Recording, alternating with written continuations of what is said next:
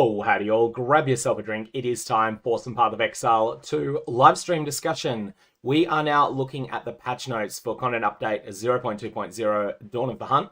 This is going to be my first thoughts. I've looked ahead a little bit at these, but I haven't really gone in depth yet because they came out about 20 minutes ago. In here, we have got all of the content, all of the patch notes that Grinding Games have provided. Very important caveat though. There are a number of changes to skills, and the section on skill changes pretty much says many skills have had their base damage and or damage growth per level rebalanced. Most of these changes are not specifically mentioned below as the changes are too widespread. So what this means is that essentially we do not have full patch notes yet. There are going to be a whole bunch of things that are happening behind the scenes that are just simply not mentioned here. And that's going to mean that it is going to be pretty much impossible to plan builds until we get that torrent file, hopefully yet tomorrow. When I say tomorrow, I'm talking Australian time here. So at the time I'm streaming this, it's midday. It's about 2 o'clock in New Zealand time. If you're in a different time zone, it may be that tomorrow is actually the same day. If it's like 2 a.m. for you at the moment, we might be talking something like 11 p.m. tonight. But hopefully, we have got the data on this is going to be in those not patch notes, but in that torrent file, and will be aggregated on the data mining website POE2db.tw. So that's one to keep in mind. That's going to be really, really important to have a look at, because that's ultimately going to be the single most important thing, other than some of the highest profile changes here. Like for instance, the Archmage nerf is here. It's pretty substantial. I don't think Archmage is dead, but I do think it's no longer so good that you have to do it. Hand of Wisdom in action is getting a really significant nerf. It's probably actually still the best glove in the game, and on top of, and may even still be the best item in the game. Ingenuity is getting a hard nerf, and it's getting separation between left ring and right ring, but Ingenuity is still going to be very usable, but it's just not going to be busted like it was. I haven't yet seen anything on Trample Toe. I assume that Trample Toe is probably going to get hit pretty hard as well, but that's something that we'll get to when I actually see it.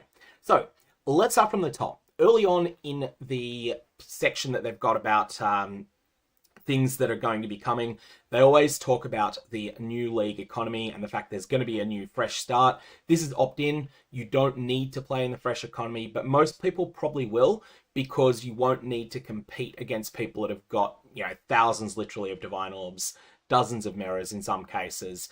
So the early access launch characters are still playable if you want to stay with those, but just expect that trade will probably be a bit slower in Standard League, and that most of the interest will be in the new league. That said, make your own decision there. I'm certainly not going to say you need to play in the fresh start, just that people are going to want to. One really good thing's just come up in chat, actually. Someone's mentioned that they've just got here and they're catching up by watching at 125% speed. Strongly encourage people to do that. If you just join the stream, remember that you can rewind. You can rewind to the start. It's one of the things about YouTube that I like. And then you can watch at various speeds. If you like watching at normal speed, you can watch at normal speed. If you prefer to watch a little bit faster, then you can go at 125% speed, and hopefully everything will still be understandable. If you're someone who likes to be a bit more... Actually, let me try that one again. If you're someone who likes to be much faster indeed, like you like listening to every single word that's in a rap song, then maybe 150 or 175% speed might be the way to go. And if you're a rap god, then 200% is also an option, but it is very hard to make sense, to make head or tails of someone that's speaking at 200%. Anyways, keep that in mind. You can speed this stream up if you're watching it until you catch up. And then once you catch up, well, you're going to be stuck at 100% because unfortunately, YouTube have not yet developed a way to look forward in time at what I'm going to say in the future. All right, so there will be, for the new league, standard, hardcore, and solo self-found variations. So if you want to play with any of those harder rule sets, if you want to lock yourself out from trading with other players to mean that you have to do everything yourself, or if you want to make a setup where you're locked out from being able to restart on death, then you have the options of those rule sets that you can sign up for as well. On top of that, there'll be, I think there'll be something that we're talking about is that characters that die in the Dawn of the Hunt Hardcore League will migrate to the Dawn of the Hunt Softcore League. But don't take my word for that. let's just make sure that is the case, because that was talked about in the Tavern Talk interview that Jonathan and Mark did recently. But it's not something that I'm absolutely certain until I see it in the patch notes myself. That's something I've really wanted in Path of Exile 1 for a long time. Now, let's go through. The new content and features is where they give a high-level overview of the patch. Essentially, I don't expect there'll be anything here that is new to people who paid attention during the primary live stream announcement, but we'll go through it anyway. They're adding the Huntress. That's going to have the Amazon and Ritualist Ascendancy classes. It's not going to have a third Ascendancy. 3 of the existing classes are picking up third Ascendancies. Smith of Kitava for the Warrior, which is just a cool idea. Although, I noticed there's a few references to the gods that in Path of Exile 1, the events of Path of Exile 1 are canon in Path of Exile 2. They happened about 20 years ago. So we've had the Godslayer come and massacre the entire Pantheon. This is the storyline. Sorry, spoilers there for Path of Exile 1. You kill lots of gods. But your Path of Exile 1 character has killed the Kitava in the canon of the game. You've also killed Solaris, which is going to come up later. So, you know, the sun god, the god of hunger are both dead. And then suddenly we're starting to see these references to them. That will be really interesting there.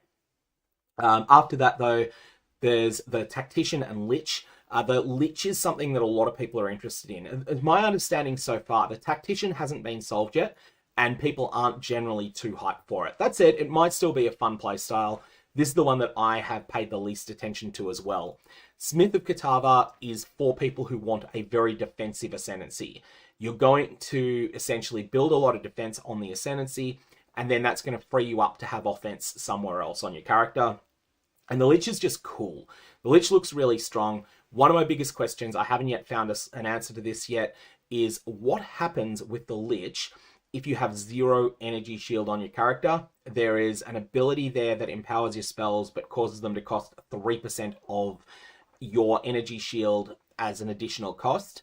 Now, normally Grinding Gear games would round that as 0, but they have made exceptions to this in the past when that's been considered an egregious affront to game balance.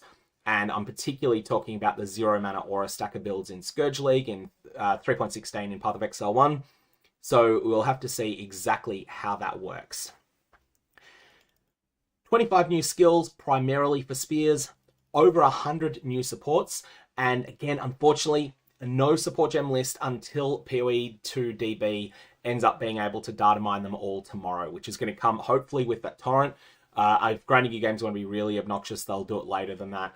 I really don't want to be in a situation where I'm having to log into standard first, grab a tier 3 support, and then read what all of the supports do on that interface. I'd much rather be able to read it on a nicer interface than that. New item classes, over 100 new unique items, and 8 new endgame maps. I think they were only advertising 7 before, so they must have a new one. Unique strongboxes, and only 12 Rogue Exiles is interesting. So these are going to be PvP adjacent encounters. They're going to be a monster, but they're going to be against someone that uses player skills against you, and apparently they are smarter than the average monster. Now, something that's going to be really, really obnoxious. One unique item that these things can have, the Coming Calamity. This thing is going to be a chase rare item, so it's going to be chase rare. This is going to be a chase unique item, but it's not going to come up very often on a Rogue Exile. But if you encounter one of these, if that Rogue Exile gets within 6 meters of you, your resistances to elements drop to 0. And you're going to die, even if the Rogue Exile is only doing physical damage, you're going to die to random off-screen projectiles that are firing at you that deal elemental damage. That is going to be really unfair, and I think there's going to be a lot of hardcore, not a lot of hardcore rips, because Coming Calamity is going to be very, very rare, like Astromentus tier rarity. At least all of us think that. But it's going to feel really, really unfair when that happens. So yeah, that's going to be really obnoxious. That's hopefully something that GGG just give a little bit of thought to. I feel like there should be a ban list for unique items that are available on Rogue Exiles. There'll be a number of things that are just strong on them, but that will just be fundamentally an unfair encounter. Then at the same time, we have the Asmirian Wisps. I'm not going to go into these. These were detailed in the live stream. Essentially, though, if you play Path of Exile 1, Tormented Spirits done well. 15 new socketable items with new modifiers you can craft onto your items, and there's a little bit of information about that was mentioned in yesterday's Day 10 video, I think it was.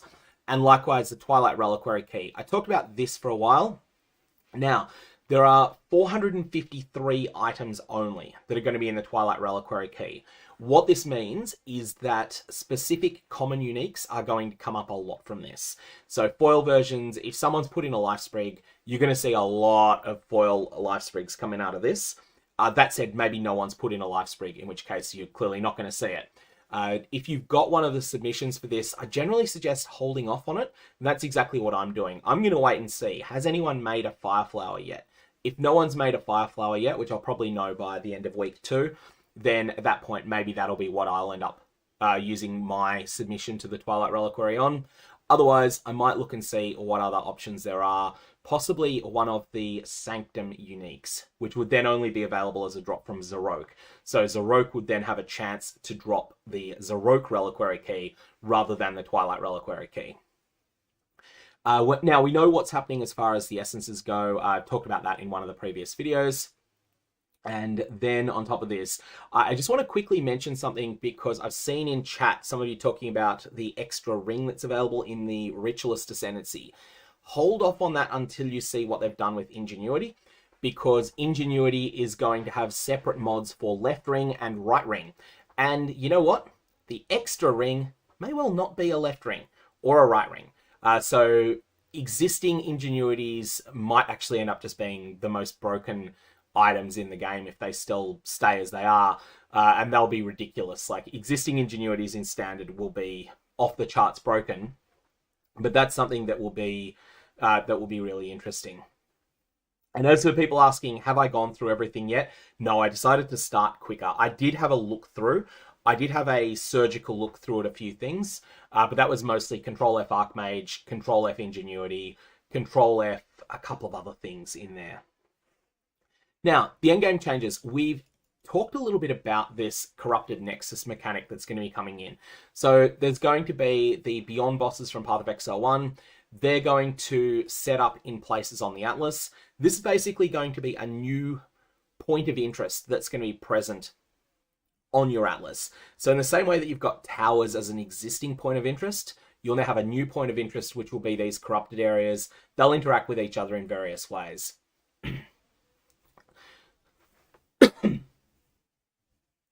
So that's going to be the thing that. So that's going to be the way that these corruption encounters are going to work. Those corruption encounters, you'll then go and kill the boss of them, and then after that, they'll become a cleansed area. Or alternately, if you prefer to stay as corrupted areas, then you can keep them as corrupted areas, do all of the outside maps, and then only do the boss one last. So boss for each of these factions will be added. They're going to be in the Corrupted Nexus, and there are going to be additional corrupted monster factions. So there could be quite a bunch of new bosses here. That could be really interesting. These corruption monsters were pretty tough. These are the Beyond equivalent mechanics from this from Path of Exile 1. Also, it looks here that there's Atlas skill passive points are going to be tied to doing this corruption, to targeting these corruption areas. Now, this is interesting. Corruption areas no longer implicitly have +1 to area level, but are now much more likely to have modifiers, and the modifiers can be more powerful. That's intriguing. I wonder if some of them will still have +1 to area level, because maybe what Grinding Gear Games are going for is something where item level 82 is just harder to get your hands on. And that's going to be something that we'll have to work out. To address a comment that's coming up in the chat at the moment, what's happening with the early access really broken items, like the first Ingenuities and the like, the ones that don't actually suffer changes that destroy the items completely, and ones that happen regardless of the condition of the item, those ones that are really good legacy items, they will end up no longer being able to be dropped, but there'll be a new copy of Standard generated when 1.0.0 hits, and so there'll be early access Standard, which people might be able to still people will be able to play, but you may not be able to create new characters in it, and so that's going to be running in the background, but there will be a new copy of Standard for 1.0. So that's the thing there. Now, cleansing a nexus will cause surrounding maps, so that same biome that was corrupted, They'll instead become cleansed maps which have different monsters, different rewards, including the Fracturing Orb. Those of you that play Path of Exile 1 are familiar with these. I have a feeling from what was said during the live stream that these are going to be more common than they are in PoE 1. For those of you that don't play PoE 1, the Fracturing Orb there, Divine Orbs are a big deal in Path of Exile 1 as well, but Fracturing Orbs, they often end up in the 8 to 10 Divine Orb range. It's not always the same in every single league. There's a bunch of things that impact that. I think they might be quite a bit cheaper than that in the Phreesia League that's going on at the moment, just because it's so much easier to get so many Harbingers in that event. But essentially, Fracturing Orbs are really, really, really, really rare there. And so that's something that's, that means that they're quite expensive. I just want to quickly check. I'm getting an error message from YouTube that I need to see. It's, oh, okay, no, that's fine. That's fine. It's, they're just saying that it's performing, it's not quite working as high, it's not quite as high a bitrate as YouTube would like, but that's more stable this way. I'm sacrificing a little bit of quality on the stream in order to get more stability, and that seems to be the way. Fracturing Orbs are going to be weaker than they are in Path of Exile 1, but they're as well as more common, I believe, but they're still going to be really good. The key things you want to do with these, I actually did a write-up for Mobalytics, which I haven't made a video out of yet, and I might just find that in my second window and see if I can bring it up. Fracturing Orb. Yes, there it is. I do have that. Excellent. I might just quickly bring this one up into the primary source that we're using here, so in the primary window. So there's an article that I wrote on Mobalytics, which I'll put a link to down in the description here. Sorry, not in the description. It's a link in the chat.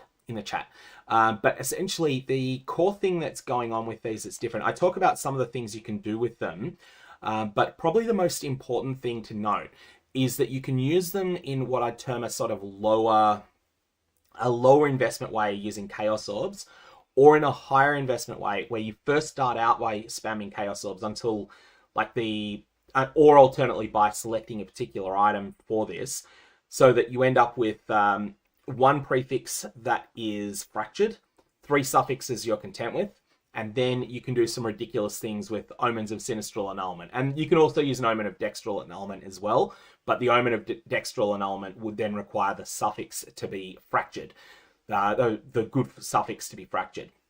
So there's a bunch of things that you can do here. It's all about isolation crafting. This is still weaker than what you can do in Path of Exile 1 with Fracturing Orbs, but it's the best thing I can come up with so far.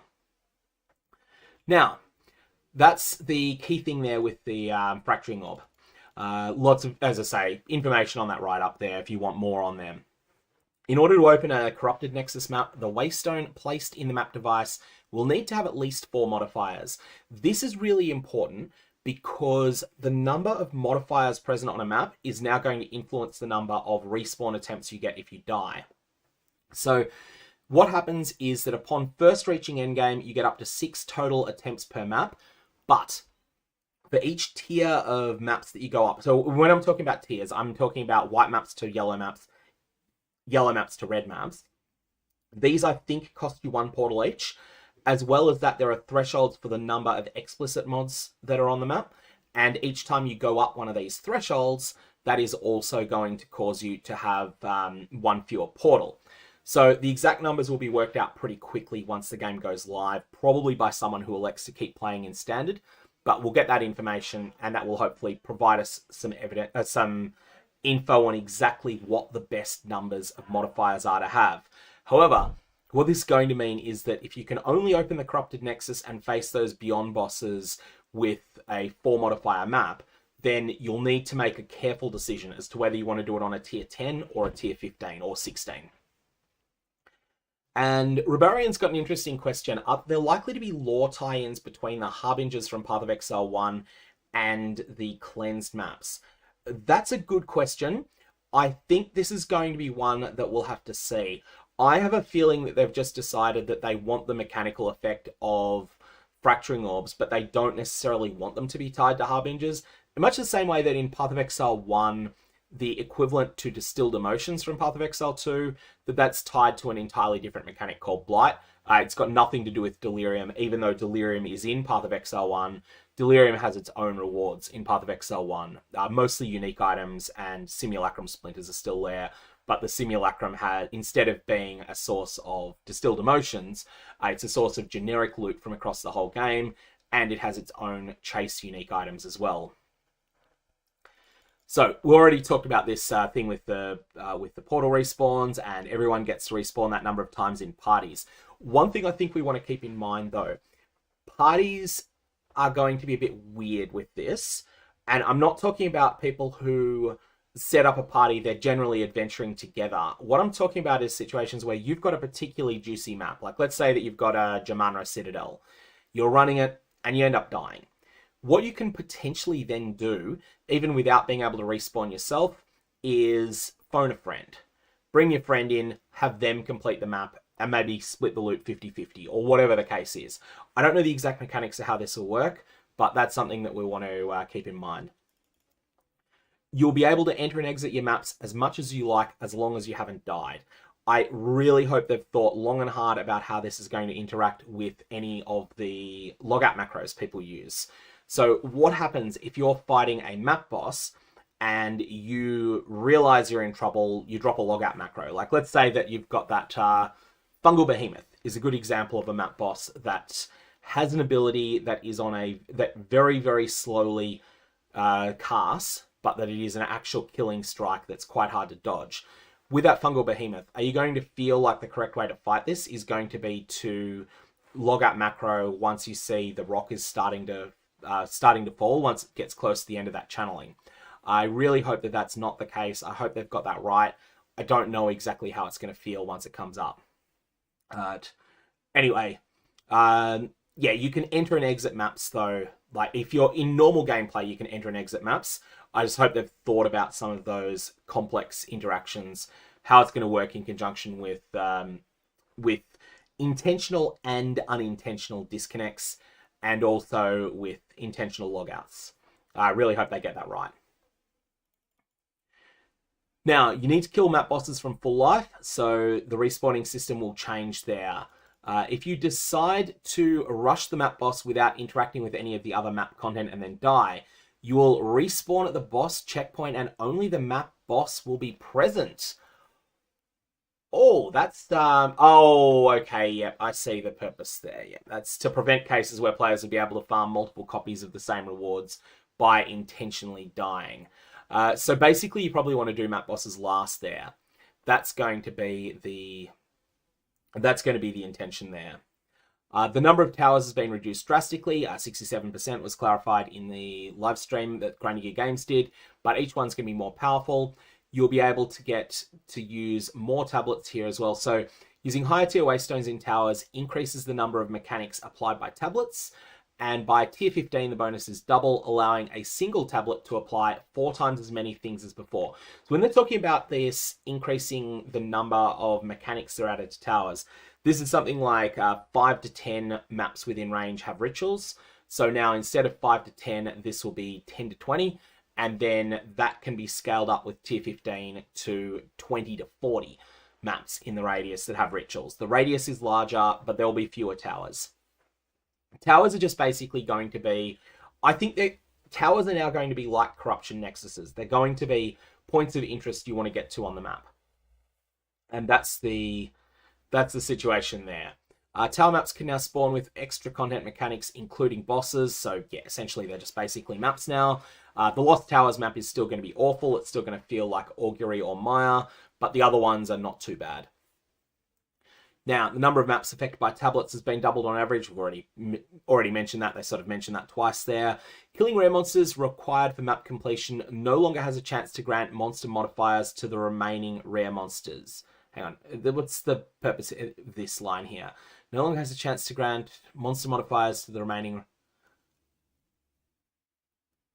Killing rare... I'm actually not sure what this line's meant to mean here. Increase the chances for rare monsters to have 3 or 4 modifiers in maps. Note this does mean they drop more and better items. This is mostly to compensate for the removal of rare monsters, granting their modifiers to other rares on death. So This rare monsters are granting their mods to other rares on death. I'm trying to think where this comes from. I didn't think it was... maybe there was a percentage chance for it and I hadn't really noticed it. Anyways, a checkpoint now spawns when the last available optional content in a map has been completed. So the last available optional content here means something like you have just completed the final ritual in the map. You have just completed the breach. You have just completed the boss or whatever. Although with bosses are the objective, so they are the compulsory thing, and the rare monsters that are present in that map are an extra little bonus if you want them there. This one's interesting. The first maps are training wheel maps. Extra content, Breach, Delirium, Expedition, and Ritual now start spawning further from the Ziggurat Refuge. So I think they've just decided the first few maps they want you to have some training wheels on. That's not a bad change. That's going to mean that players that are experienced will probably find the first few maps a little bit more boring, but that's just something that's being made for new players. That seems to be the intention there. Oh, it's the Atlas passive. Thank you for that. The things that we're talking about with the Rare Monster mod transference. Thanks, Nathan's clarified that there. That was the Atlas passive that did something along those lines. So that's the purpose of what they're going for there. So yeah, this is intended to make the Atlas more new player friendly when you get started. That's the intention there, rather than being something that's a drastic change or intended as a nerf particularly. It will feel like a nerf to veteran players though, just for like a few maps. How waystones are obtained in maps has been entirely redesigned. So Path of Exile 1 has a system where until you get quite deep into endgame, until you've done some major milestone progression things, maps have their own tiers, 1 to 16. And they've decided that they originally decided to largely copy that drop system over. They're changing it completely. So waystones can no longer drop at a lower tier than the map you're in. If you're in a tier 5 map, then every waystone you get is going to be tier 5 or tier 6, maybe 7. No, it looks like it's only 6. So basically it'll be the tier if it drops from the map boss, it'll be +1. And if it drops from regular monsters, I think it'll be the same tier that you're in. Additionally, final map bosses and the final naturally occurring rare monsters in tier 1 maps have a 100% chance to drop a waystone. This 100% gets nerfed as you progress through, and this chance scales down as you get to higher tiers. But if you invest enough into suffixes on your waystones, then you can get guarantees there. Natural waystone drops have been reduced to compensate for this. So the intention here is that every time you finish a map, you will get your next map. If you fail a map completely, i.e. you completely lose all portals in that map, you're not going to get this, and that is the game pushing you to say, you know what, try going down a tier. Try going back to a previous tier, and that will fix it. That's the intention that they're going with there. So that's going to be where exactly the map situation is going to go. Now, people are mentioning that, yeah, maps go to tier 16 in Path of Exile 2. They go to 17 in Path of Exile 1, but in Path of Exile 1, tier 17s are something quite separate. Like, they have their own rules. They're major boss events. So they're probably more comparable to something like a Simulacrum in Path of Exile 2. They're like a halfway house between the two. They do have their mods and the like, but they're their own thing. Whereas in 2, 1 to 15 can drop, and 16 are corruption only at the moment. We'll see if that's still the case, but 16 is a lucky Valorb outcome. Not even actually necessarily the lucky one. The lucky one is getting extra mods. But yeah, 16s, they have their uses too. If you've got something that's irradiated, then 16s are really good for that. Someone's got a good point here, and that is that farming appropriate level trial currency is going to be harder now. So let's say that you're someone who is wanting to farm a bunch of tier 4 maps because your goal is then to obtain your third ascendancy points or whatever, and you're not yet confident that you could do a high tier ascendancy trial. You might be in a spot where you're able to beat tier 12 maps, but you're not yet confident that you could do the third ascendancy trials in tier 12 equivalent. So you might want to actually deliberately farm monster level 68, 69 zones and going back in tiers to do that. You will still have a couple of leftover maps, and if you're running tier 4 maps, then when you complete a map, you will get your next tier 4 map. So I think you will be able to do that. That should be pretty safe there. Remove chances to get Waystones to drop a tier higher from the Atlas passive tree. Lower the amount of Waystone quantity on the Atlas passive tree. That's all tied to the changes they're making there with the guaranteed Waystone drop from the last boss. And likewise here, we've got increased quantity of Waystones drop from map bosses. Doriani now has up to 10 Waystones available for purchase, either at tier 1 or 1 tier below your highest completed tier. So that's going to mean that if you do start getting into trouble, you'll be able to buy them off Doriani as well. Wondering how that's going to play out if you end up with a character. Here's a problem that I think this system is going to introduce, right? Let's say that you're playing a character that's completely broken and needs to be nerfed, and you really quickly push up. So you're able to, like, as soon as you get to maps, you're able to do 1 tier 1 map, 1 tier 2, 1 tier 3. You're able to just keep exploding up tiers from doing that. You're able to run all maps. You can just Varl them and so on and so forth. So you very quickly get to really high tier maps. Then something happens. Sorry, just got a bit of a cough there. Something happens and your build ends up getting nerfed because it's just a completely broken interaction. Then at this point, you're not going to own very many low tier maps, and Doriani was able to bail you out of that in the past by selling you tier 1 and 2 maps so that you could then just fix a couple of things. That's going to be, yeah, that could be quite ugly there. So I think that's the one problem I got here. I think that Doriani should sell some intermediate tier maps, not because most players are going to need them, but because occasionally someone's going to need them. The other situation this could come up is if a player makes a huge mistake with gearing, like if they sell a build enabling unique, or they Varl an item or something. Probably a YOLO Varl is the most likely thing. And again, they make their character much weaker as a result.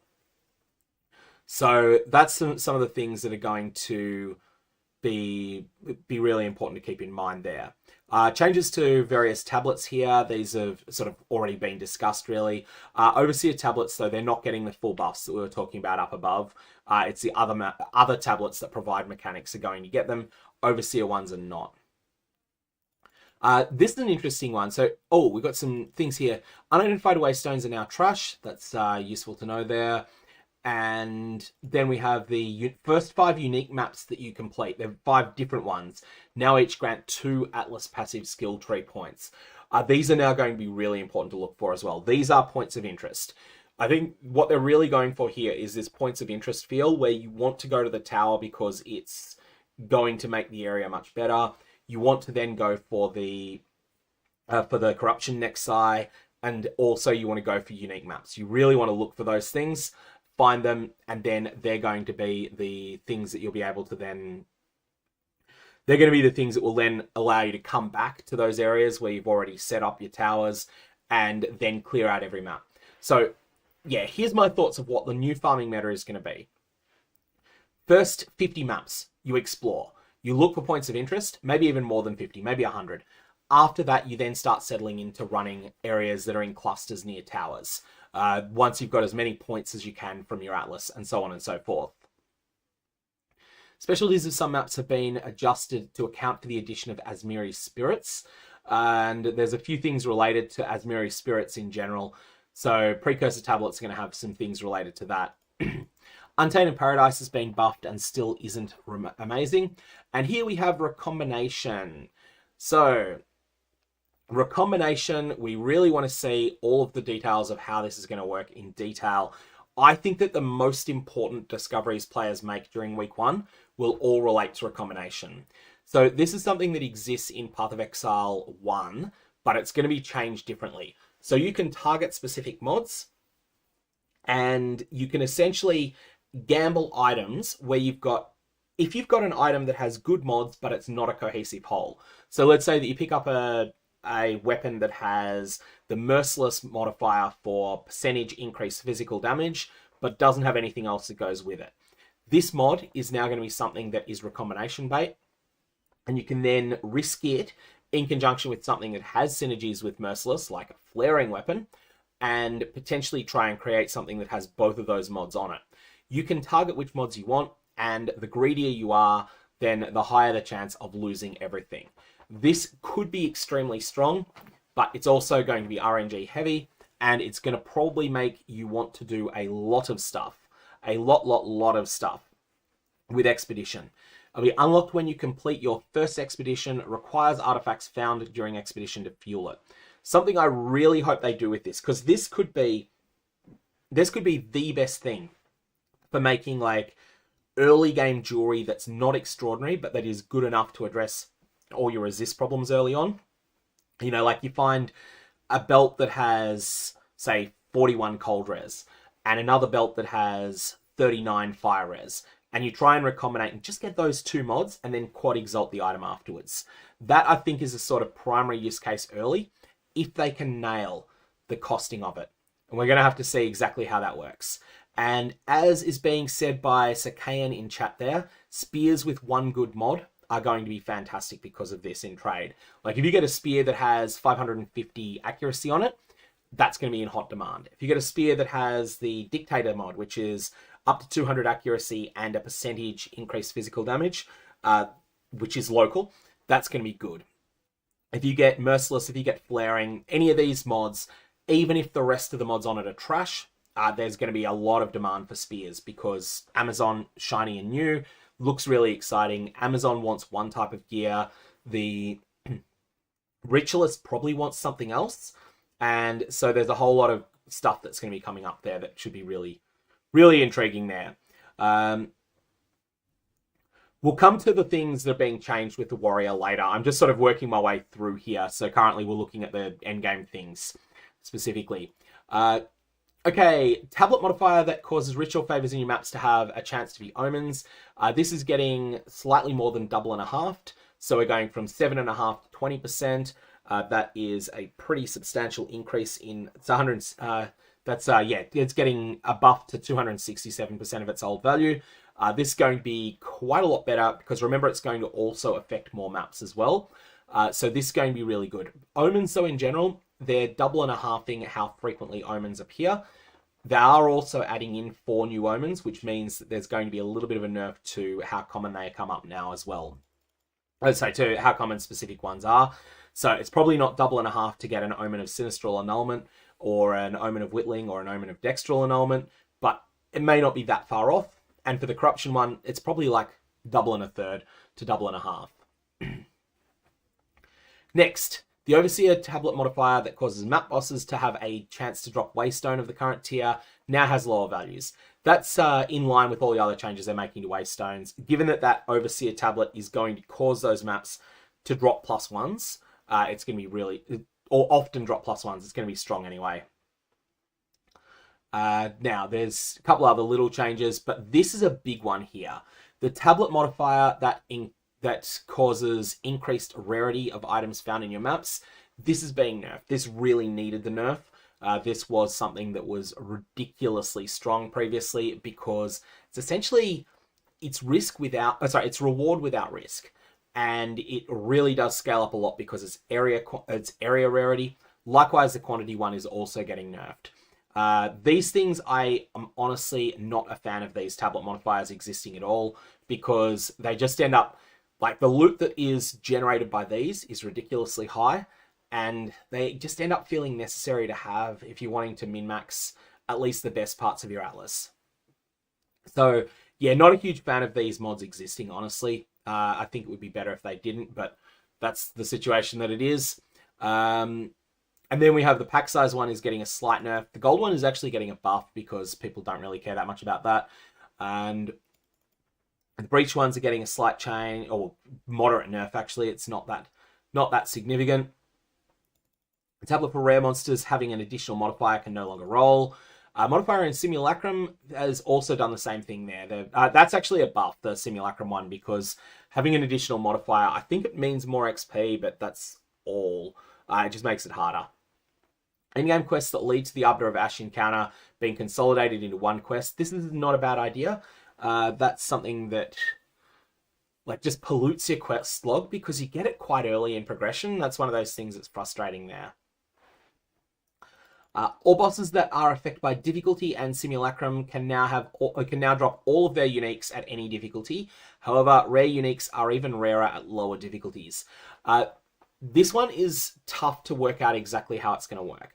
So the tricky thing here is that with this change, the best items aren't always the rarest. That, I think, is the thing that's going to be really messy here. Moroya Invictus. Now, Moroya Invictus is getting some changes, so I'm not certain exactly how Moroya Invictus is going to work out, but it is the most common Arbiter drop, and it's also the best of them by far. So you would want to have more Moroya Invictuses, which means that you probably want to have you probably want to run it on 0 with this. So this one's going to be really, really confusing. Back on recombination, I think the way to use recombination is very much going to be making 3 mod items and then try exalting them. Like, when I say try exalt, I'm not mean try as in experiment with exalting, I'm saying triple exalt them. And just get something that's good enough to use, and if you get really lucky with your exalts, then you end up with something fantastic. Now, let's just go having a quick look here. This is probably the most significant buff that's not being talked about much. Pinnacle boss content now takes half as long to access as it used to. This is going to be really transformative to the feel of the game. It was like the philosophy that they mentioned in the Darth interview was that when they started, they wanted you to run 60 breaches to get a breach stone. And that was the sort of starting figure that they had. And it wasn't necessarily going to be exactly 60, but 60-ish was the plan. And then they're basically going to go for 30 as the goal. So you can expect to find twice as many simulacrum splinters, twice as many breach splinters, twice as many audiences of the king, so there'll be twice a chance to get it. And then there'll be some balance between more Oroths per logbook and more logbooks. We don't know which of those they're going to go with, but that's the intention there. And so this is going to be really substantial. Really, really, really substantial here. And I think that's going to be a fantastic change there. After that, this is another really good change. Players no longer gain or lose XP when fighting pinnacle bosses. This is something that I think is a huge improvement just for trying them out, especially in conjunction with the fact that the pinnacle bosses are going to be more common. So you can run the difficulty 0 versions of, say, Breachstone, and know that if you're not sure you can win, you're probably not throwing away as many resources. And on top of that, you're also not going to lose experience if you fail. So you can just go, all right, I'm going to give this one a shot. Hey, thank you there for Mr. P. Is it just Mr. P, or is there more to that name that is not showing? Thank you there for the super chat. There it is. I've got the full name there. Is Mr. Perkle80. Thank you for the super chat. May your Varlorbs have interesting results. May you get exactly the Varlorbs you deserve, to make it sound as ominous as possible for that one. And there we go. It's a foul word in Finnish, is it? That's awesome. So yeah, someone is saying in chat that this is going to break their favorite strategy of leveling in Simulacrum.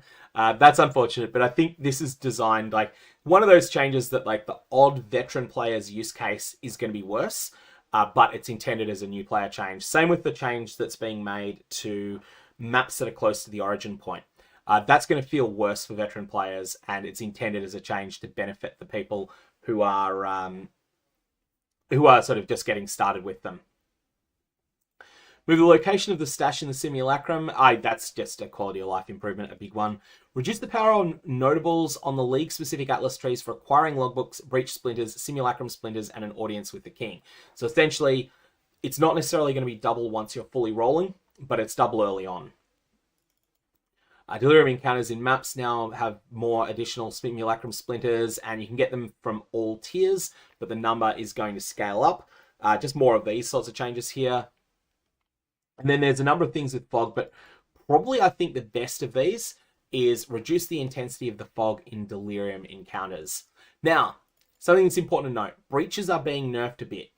The explosion of numbers of monsters towards the end that Grungy games had originally intended to feel really overwhelming, that is going to be pulled back quite a bit.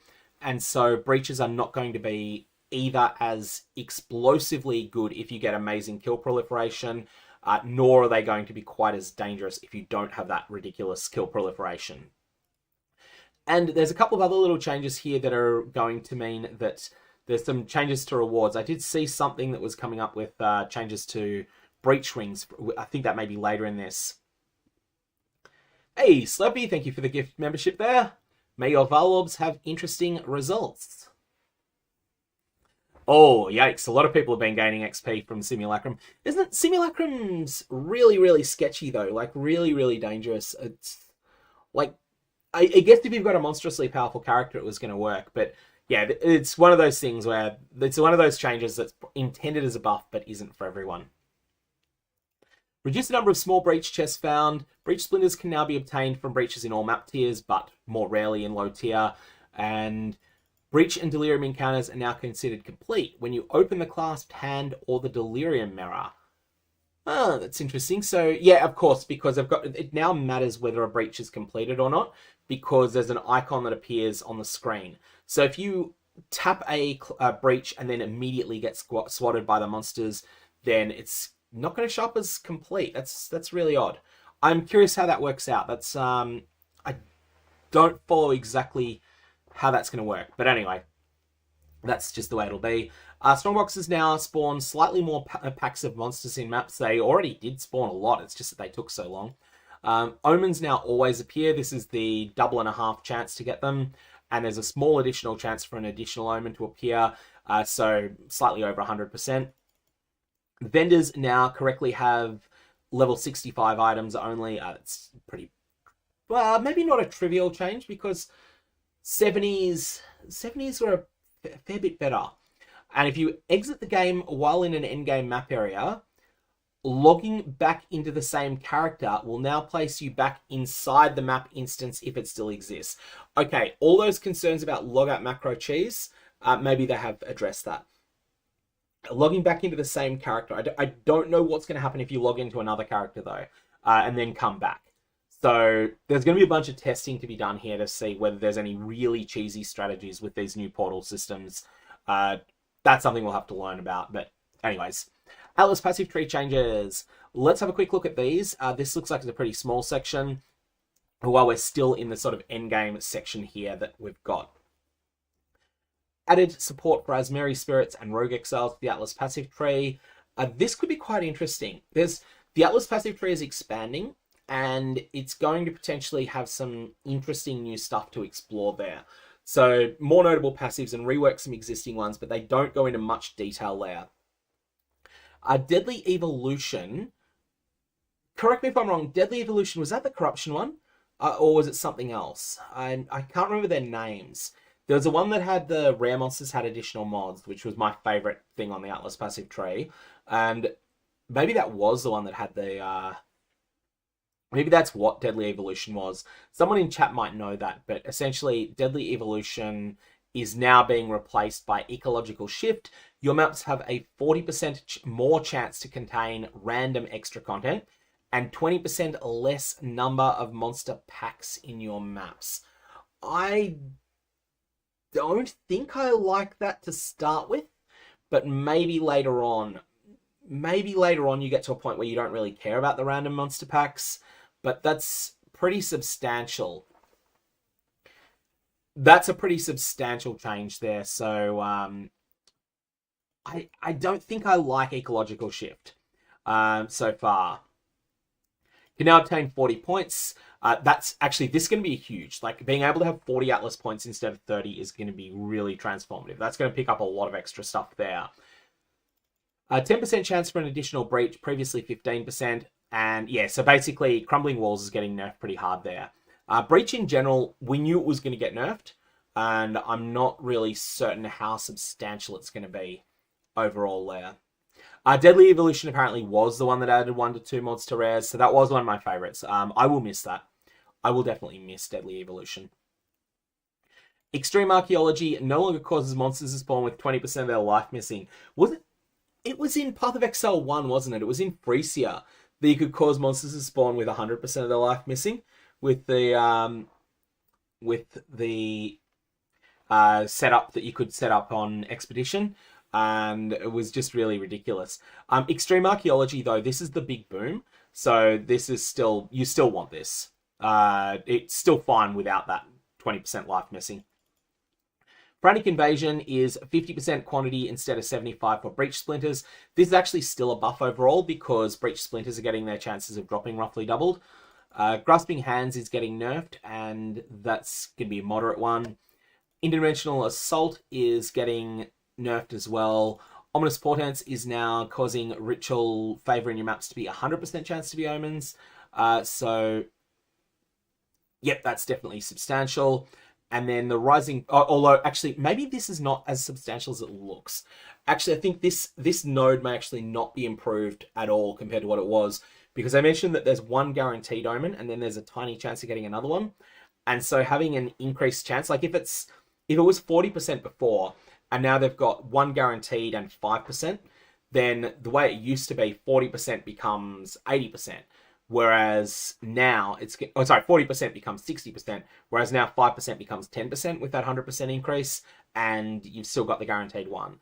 So this node actually may be less important in Ritual than it used to be. Rising Pyre now causes breaches to have increased density, but by less than it was. So essentially, what we're seeing here in the Atlas passive tree, a bunch of nerfs to Breach that are moderate. We're not talking overwhelming nerfs there. One or two things counterbalancing them, like getting more splinters. And then for everything else, it seems like it's mostly an increase overall. General improvement. This is something that they mentioned in one of the live streams, where there was some really obscure bug that was coming up on NVIDIA hardware that only came up with modern versions of the drivers. So one of the workarounds is apparently going back to an earlier version of NVIDIA drivers. And that apparently worked. But Grinding Gear Games have had a lot of trouble trying to nail this one down. And they've made it now so that the game will crash less disastrously when a device removed event occurs. So when this happens, the game will display a loading screen and pause while it attempts to recover. This will only apply to this specific type of client crash. So this is one crash that was very common on NVIDIA hardware that had recently upgraded drivers. And reforging benches have been moved in various places. Likewise, just very minor things. Strongboxes appear in Act 1. That'll be interesting. I think introducing some of these late game mechanics early is a good thing, I think. Added a stash to the treasure room in the Trials of Chaos. Yep, that's like a minor improvement, but a good one. Fire skills now visibly burn grass in areas. Like this is the small stuff that's going to be fun.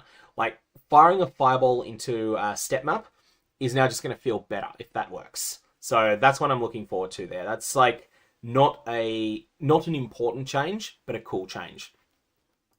Improve the performance of summoning and reviving minions. And just looking if there's anything else significant here. Everything else here seems pretty minor in this bunch. So let's jump into the player section here, and then we'll go through everything that comes up here in this slot.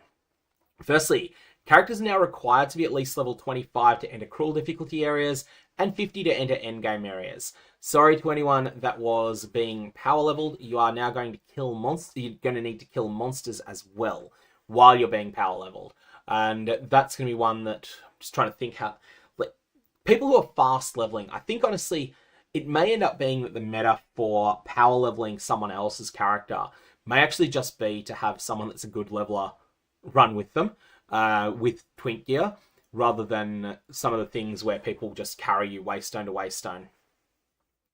Players' attack speed while unarmed are now going to be buffed by 1/6, and then they're also nerfing from 90 to 75. That's an exact match on those skills. So this is no change overall, except that just if you're unarmed. Freeze is being nerfed substantially. Oh, that's substantial. Freeze is going to be a lot weaker here. A lot weaker. Player-based ailment threshold is now half of maximum life. Ouch. You're probably going to need to invest in ailment threshold on a number of builds now. And here's the big one. Presence-based radius is now 4 meters. This is decreasing my height for one of the items that was teased. The Deepest Tower, I think it was called. The tower that says, the helmet that has enemies in your presence are counted as being on low life. That's really, really substantial. Coming up in chat that people are thinking I'm overstating the thing with freeze. I think it's where freeze is going to be weaker. If you've got an overwhelmingly powerful character, I agree. This is not going to matter that much on freeze, but I don't think you're going to get that level of power anywhere near as quickly. So we'll have to see how that works. Yeah, presence-based radius is substantial. I'm just trying to think what that's going to change. Like flow and effects. So I already mentioned the Deepest Tower, but there'll be a bunch of other things there. And I think that we're just not going to be... This is going to be substantial here, I think. And yeah, like people are saying, the dual herald thing is not going to be as substantial. That's probably actually the... I was always calling it the Porky Pig ring. Pulsar Keln or whatever it is. That ring that is really obnoxious with heralds. Things like that. Things like this are going to be quite a bit weaker there. And... Alright. We have monster modifiers stolen from rare monsters such as through behead support have had the effect they provide to players adjusted to be more appropriate. Now, the primary thing, they've talked about this in somewhere else, this is because the Ritualist is going to have a number of things to do this. The primary thing they're going for here is buffing the ones that deal damage. That's the primary change they're trying to make, but there will be flow-on effects here as well. The cruel version of Candlemass's Essence now provides 5% increased life instead of 8%. So life is getting a nerf. That seems like an odd choice. The Worn Sandals Trial of the Sekhmer's Affliction now grants 30% less movement speed if you've been hit recently. Previously, 25% reduced movement speed. But this is the one that's conditional upon you having been hit recently. That is substantially less painful. But one of those things where having your movement speed change after you're hit is extremely jarring when it happens. So this is going to feel really impactful. It's going to immediately make you notice you've been hit, and it's also going to be quite sort of tricky. I think in general this is stronger than stronger. When I say stronger, this change is going to nerf how severe Worn Sandals is, but it's also going to be really jarring when it goes off. And this is one that the fact that it's just not the conditional, that it's no longer going to be all the time is going to be an improvement there.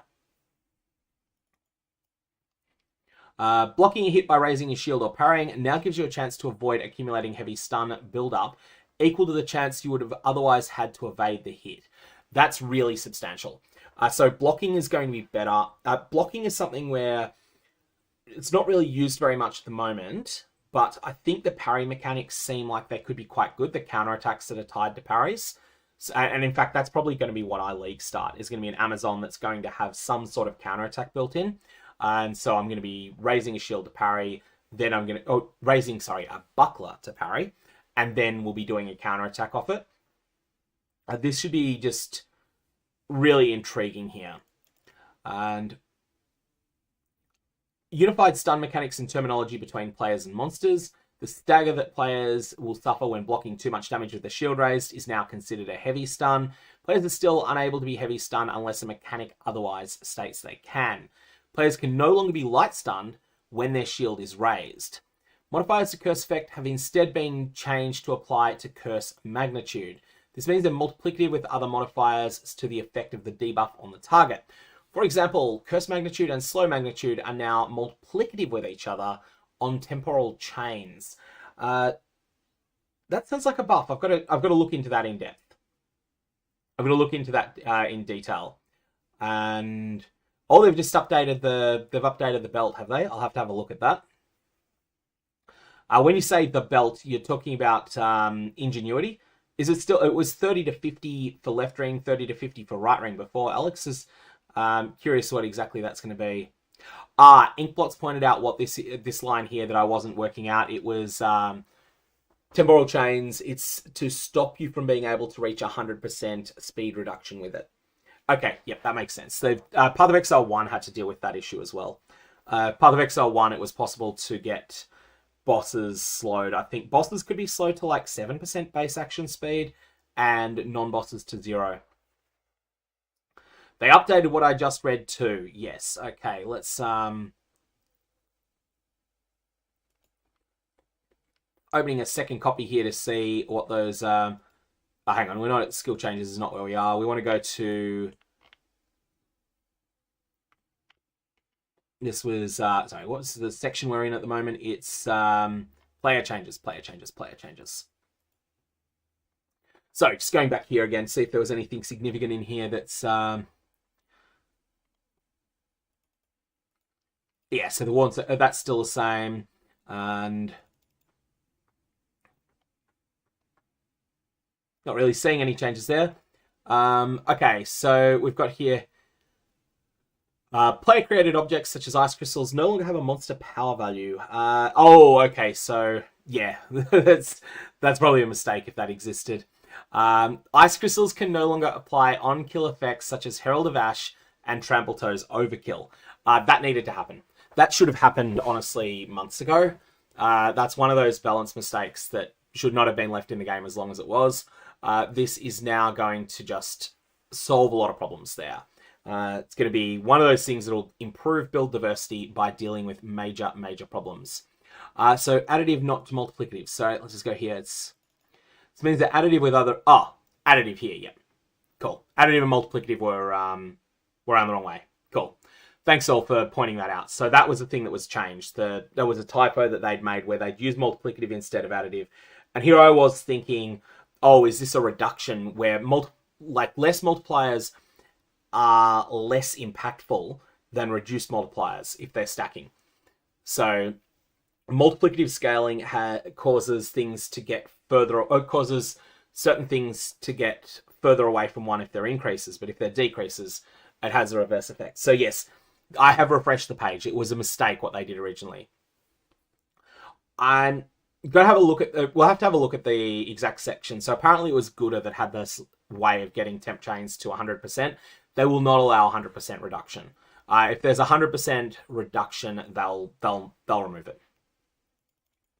Players have 50% more light stun threshold per time they've been stunned in the past 4 seconds. And so that's a substantial increase to offset. I think that may be to offset some of the changes they made to ailment threshold. Oh, that was ailment threshold, not stun threshold, wasn't it?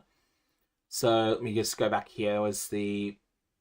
Yeah, it's only ailments. So it should actually be an improvement there. Heavy stun duration is 3 seconds instead of 1. So basically don't get heavy stun. That only comes up if you're using a shield. Players cannot block or evade while they're heavy stunned. And then here we have, critical weakness now stacks now track duration individually rather than refreshing the duration. Critical weakness, so this is Melisora, which is on one of the scepters. I feel like this is gutted, right? This is a gutting here to the changes on... this is a gutting to Melisora, I think. Which just means people will use a different scepter. Like, basically, it's not like the scepters were miles different apart from each other. And I have Winter, yeah. I have Winter, yep. That is a big nerf, yeah. That's one that is going to be... That's going to be felt by certain builds. I think what they're doing here, they've really got this goal of the builds that were performing at 12, 13 out of 10 level. They want to pull those down a lot. The ones that were performing at 6 to 10, 7 to 10 level, 8 to 10, they're not targeting them, but sometimes they get hit with something. And then there's all the changes that we don't know to skills. Pin targets can no longer evade and cause them to be light stun. This is like... Dreamcore was talking up how good Pin was potentially going to be. And this seems like the Tactician... I think from memory, the Tactician had some substantial interactions with Pin. I'm just going to bring that up in the background. And then I'll pop that across once I find it. Tactician. Tactician Ascendancy notes. There we are. So my face is going to be in the way of some of this, but only the totem node is blocked out by... Yeah, only the totem node is blocked out by me there. So that's... That's going to be fine. Let's have a quick look here. There was something here with pin. Pin enemies cannot perform actions on right where we want them. And 20% increased pin build up. That's a 4-pointer. So before that, we have projectile damage builds pin from suppressing fire. I feel like this is really, really strong with these buffs to pin, right? Like, pin is doing more than just locking them down. So can no longer evade means that your accuracy becomes infinite. That's what cannot evade is mechanically equivalent to. Your accuracy is infinity. And all of this seems like it's substantial for the tactician. Like, people were regarding the tactician as potentially one of the weaker options, mostly because a lot of people just aren't that interested in the balance shenanigans that are available, and it didn't feel like it had all that much. Didn't feel like it had all that much of a cohesiveness to it. Yeah. So that's all. But that's going to make it a lot stronger than it was going to be. Yeah, and you got the spirit node as well. Like, there's a lot of good stuff here. The tacticians, I'm warming up towards the tactician. It feels like it's better than we thought it was previously. And fully broken armor now causes enemies to take 20% increased physical damage from hits. That's substantial. I've got to see exactly what they've done with the Warbringer, where it allows you to push beyond that, beyond fully broken armor. But that is actually something that makes armor breaking a useful mechanic potentially. And base duration for essence, for endurance, frenzy, and power charges has been nerfed to 15 seconds. I don't think that's going to matter very much. In fact, I'm not really sure why they've done that. Revival minions now spawn with their skills on cooldown. This only applies to newly summoned ones. Okay, not to minions that have just revived. This will be because someone has broken something. I'm really interested. I don't know what this will be. Maybe it's specters. This line is being put here because someone has broken something without it. Something is really, really, really, really busted there. And ancestrally boosted slams got better. That's not by enough to really matter, I don't think. Persistence minions granted by Ascendancy passive skills will now be automatically summoned when you allocate the passive for the first time. That's just quality of life change, nothing more. Players and monsters now only count as moving while moving, rather than for the whole length of many animations that have some movement during part of them. There's going to be one of those things that will feel more accurate, but is also going to be sometimes a nerf, sometimes a buff. And setting a stat to a specific value, such as CI or blood magic, now occurs before conversion is applied to that stat, rather than being ignored by conversion. Yes, so that's the... I think that's Eldritch Battery. What's the name of that amulet? Everlasting Gaze Eldritch Battery, I think, is the key change there. I want to take a quick break at this point. The stream is going to continue. I've actually figured this out. YouTube have added something that allows breaks to be done, but I am aware that I have a drop of that I've had something dropped outside my house by delivery person, so that won't take too long. I'm just going to put this on to insert an ad and put a pause on for a sec, and then I will be back after that.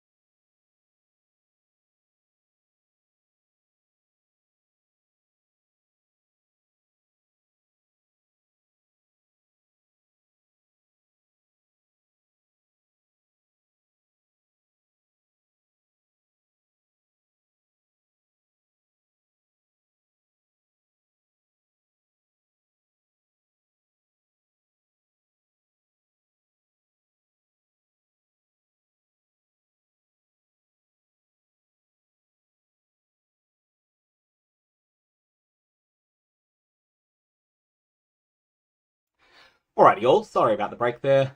Did needed to do that quickly to go and get a parcel that had been dropped outside. And let's have a quick look here. Alright.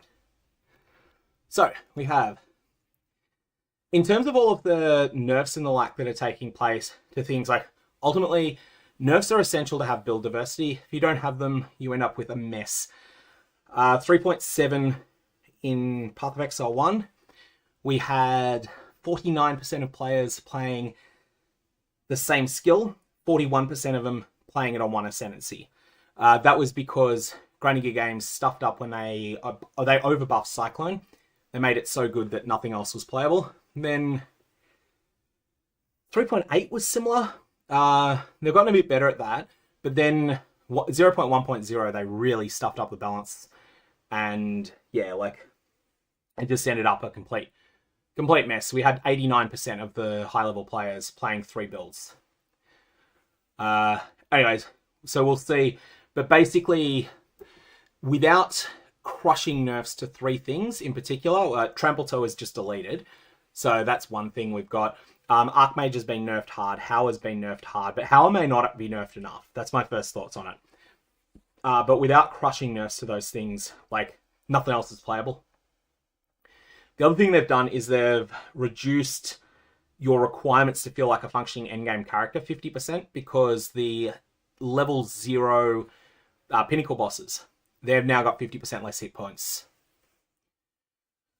Oh, Grim Feast has been deleted too, apparently. Oh, we'll get to that. I hadn't seen Grim Feast. That's something I had to check. Anyways, having a quick look here. Ascendancy changes. The surprising strength notable is just being buffed. This is against heavy stun enemies. So you've got to inflict a heavy stun, otherwise it doesn't achieve anything there. Earthbreaker Ascendancy notable now has a 25% chance for slams you use yourself. So essentially Titan is just getting a couple of nodes made 25% better. With Titan, pretty much everyone was taking the same thing, which is the 50% increased effect of small passives. That was so good that everyone took it. So that's probably still going to be taken by almost everyone. Warbringer. The Warcaller's Bellow Ascendancy passive now causes war cries to explode corpses, 25% of their life as physical damage, instead of providing corpses in your presence explode when you Warcry, dealing... Oh, okay, so that's Warcry Area of Effect is the goal. They're just making it so that this now scales with Warcry Area of Effect. That was really hard to actually clarify there. Total Charm is better than it was, but I don't think anyone's still that interested in that. Encasing Jade now consumes all stacks of Jade to grant Guard. So Guard is temporary hit points based off your maximum life for each Jade stack consumed.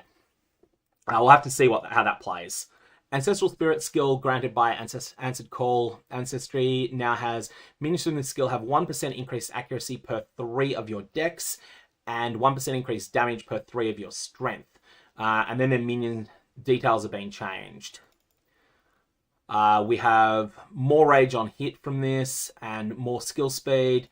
And here we've got Ancestral Turtle. So essentially, Warbringer is getting a bunch of little buffs.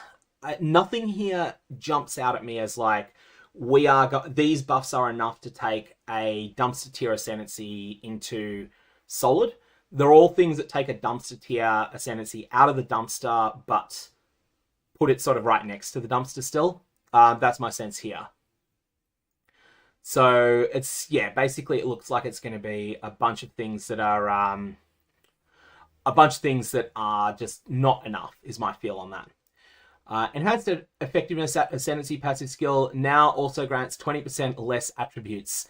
I'm trying to remember where this is on the tree for the Gemling Legionnaire, because like the attribute stacking was the primary way people played the Gemling Legionnaire. Integrated Efficiency has swapped positions with Gem Studded. It's no longer +3 skill slots. Instead, it causes skills to grant 20% increased damage per socketed red support, 6% skill speed per green, and 20% critical hit chance per socketed blue support.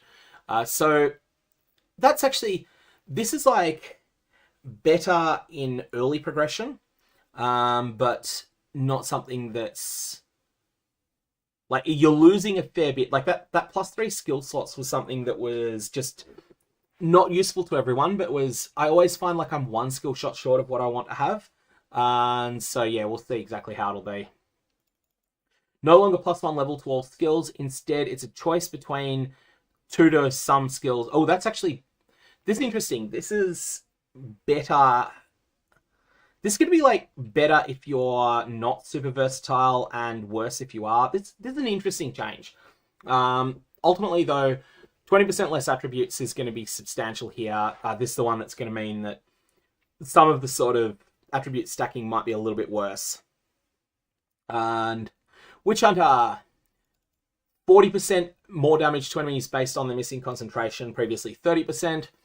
So it's just a straight up numerical buff. And the amount of concentration a monster has, so if you just focus an enemy down, so the concentration is going to...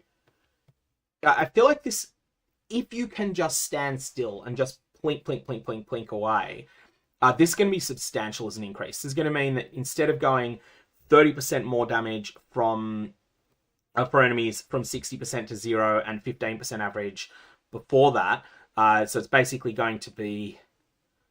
I think this is a 24% more damage to 32% more damage buff if you can just stand still and blink. That's my first reading of this. This is now a really good node. No Mercy is now a really good node, I think. And that, I think, is going to be that is a top tier thing overall, I think, now. How much does, like, 7% more damage help the Witch Hunter overall? I think it's 6.5% more damage. It's like... This is one of those ascendancies. It was already good enough to play, right? It wasn't S tier. It wasn't the best at anything, but it was good enough to play. And now it's getting like 6.5% more damage if you're allocating No Mercy. I think this is actually a pretty substantial improvement there. Although a lot of people didn't go down that concentration line. Obsessive Rituals is now 35% less armor and evasion rating, previously 50%. And Sorcery, yeah, so that's a buff to the worst node there. But still, I think Witch Hunter is only getting numerical improvements, but they're important ones. And I think it's sort of in quite a bit better spot as a result of that. This is a solidly B- to B+ level buff, I think, on this so far. Deadeye, Thrilling Chase is now, when you consume frenzy charges, you count as having consumed twice as many.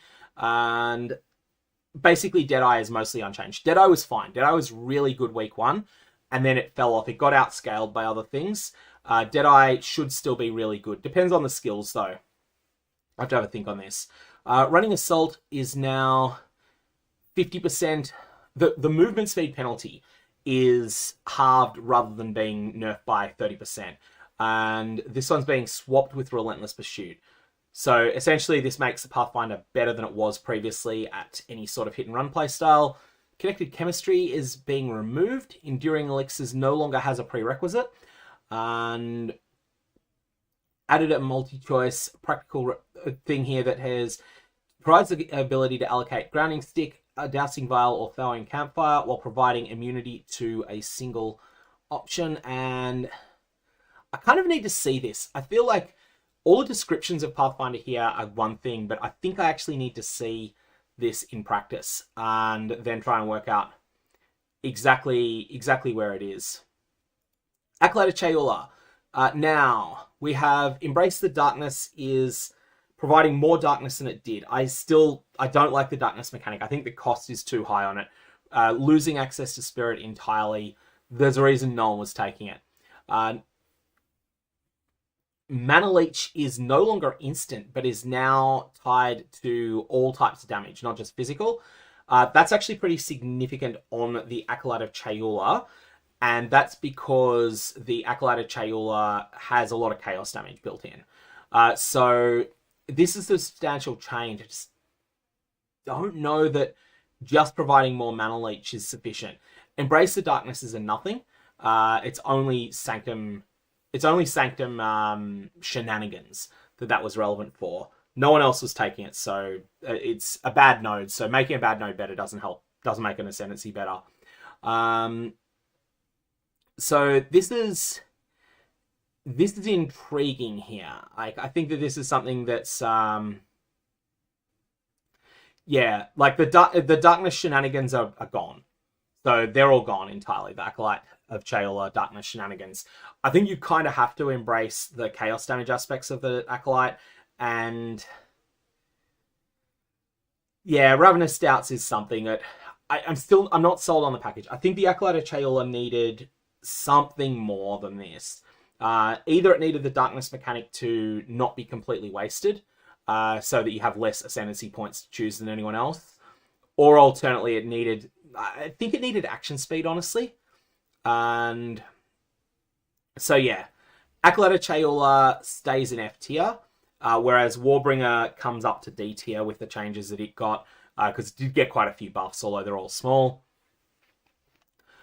Now, here we have Invoker, 50% less evasion rating instead of 40%. How substantial is that? So accuracy, it's going from 60 to 50. Yeah, that's substantial. That's a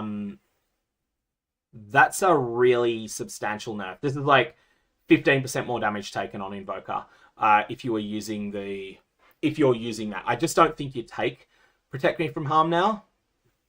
That's really, really painful. The Lead Me Through Grace ascendancy is now 1 spirit per 8 energy shield instead of 6. Yeah, so this is getting 25%, which it needed because Lead Me Through Grace was really strong. Invoker, still fine so far, and Elemental Expression is getting a buff because no one was using it. Ultimately, I think Invoker is getting minor nerfs and survives them fine. That's my feel on the Invoker. You're probably less likely to take and Protect Me from Harm, and I might just check how widely that was taken, actually, because I feel like it was one that was being used quite a bit, but I'm just going to check that. I'm just going into POE 2 Ninja in a second window to have a quick check on that one. Builds, let's go quickly to the standard Invoker, and how hard was that going to get? Who is that going to hit? People were taking Go Ascendancy only. I Am the Blizzard, Lead Me Through Grace, Protect Me from Harm was not being used very much, so that's generally speaking not all that significant. You nerf something that's an unused option, or mostly unused, and that's actually fine. That doesn't really have much of an impact on the power of the Ascendancy overall. The thing that does matter there is the changes that are taking place to Lead Me Through Grace, because everyone was using that. But those are fine. Those are, like, this is still fine. Okay, Blood Mage. Blood Barbs is now bleeding you inflict on cursed targets to be aggravated.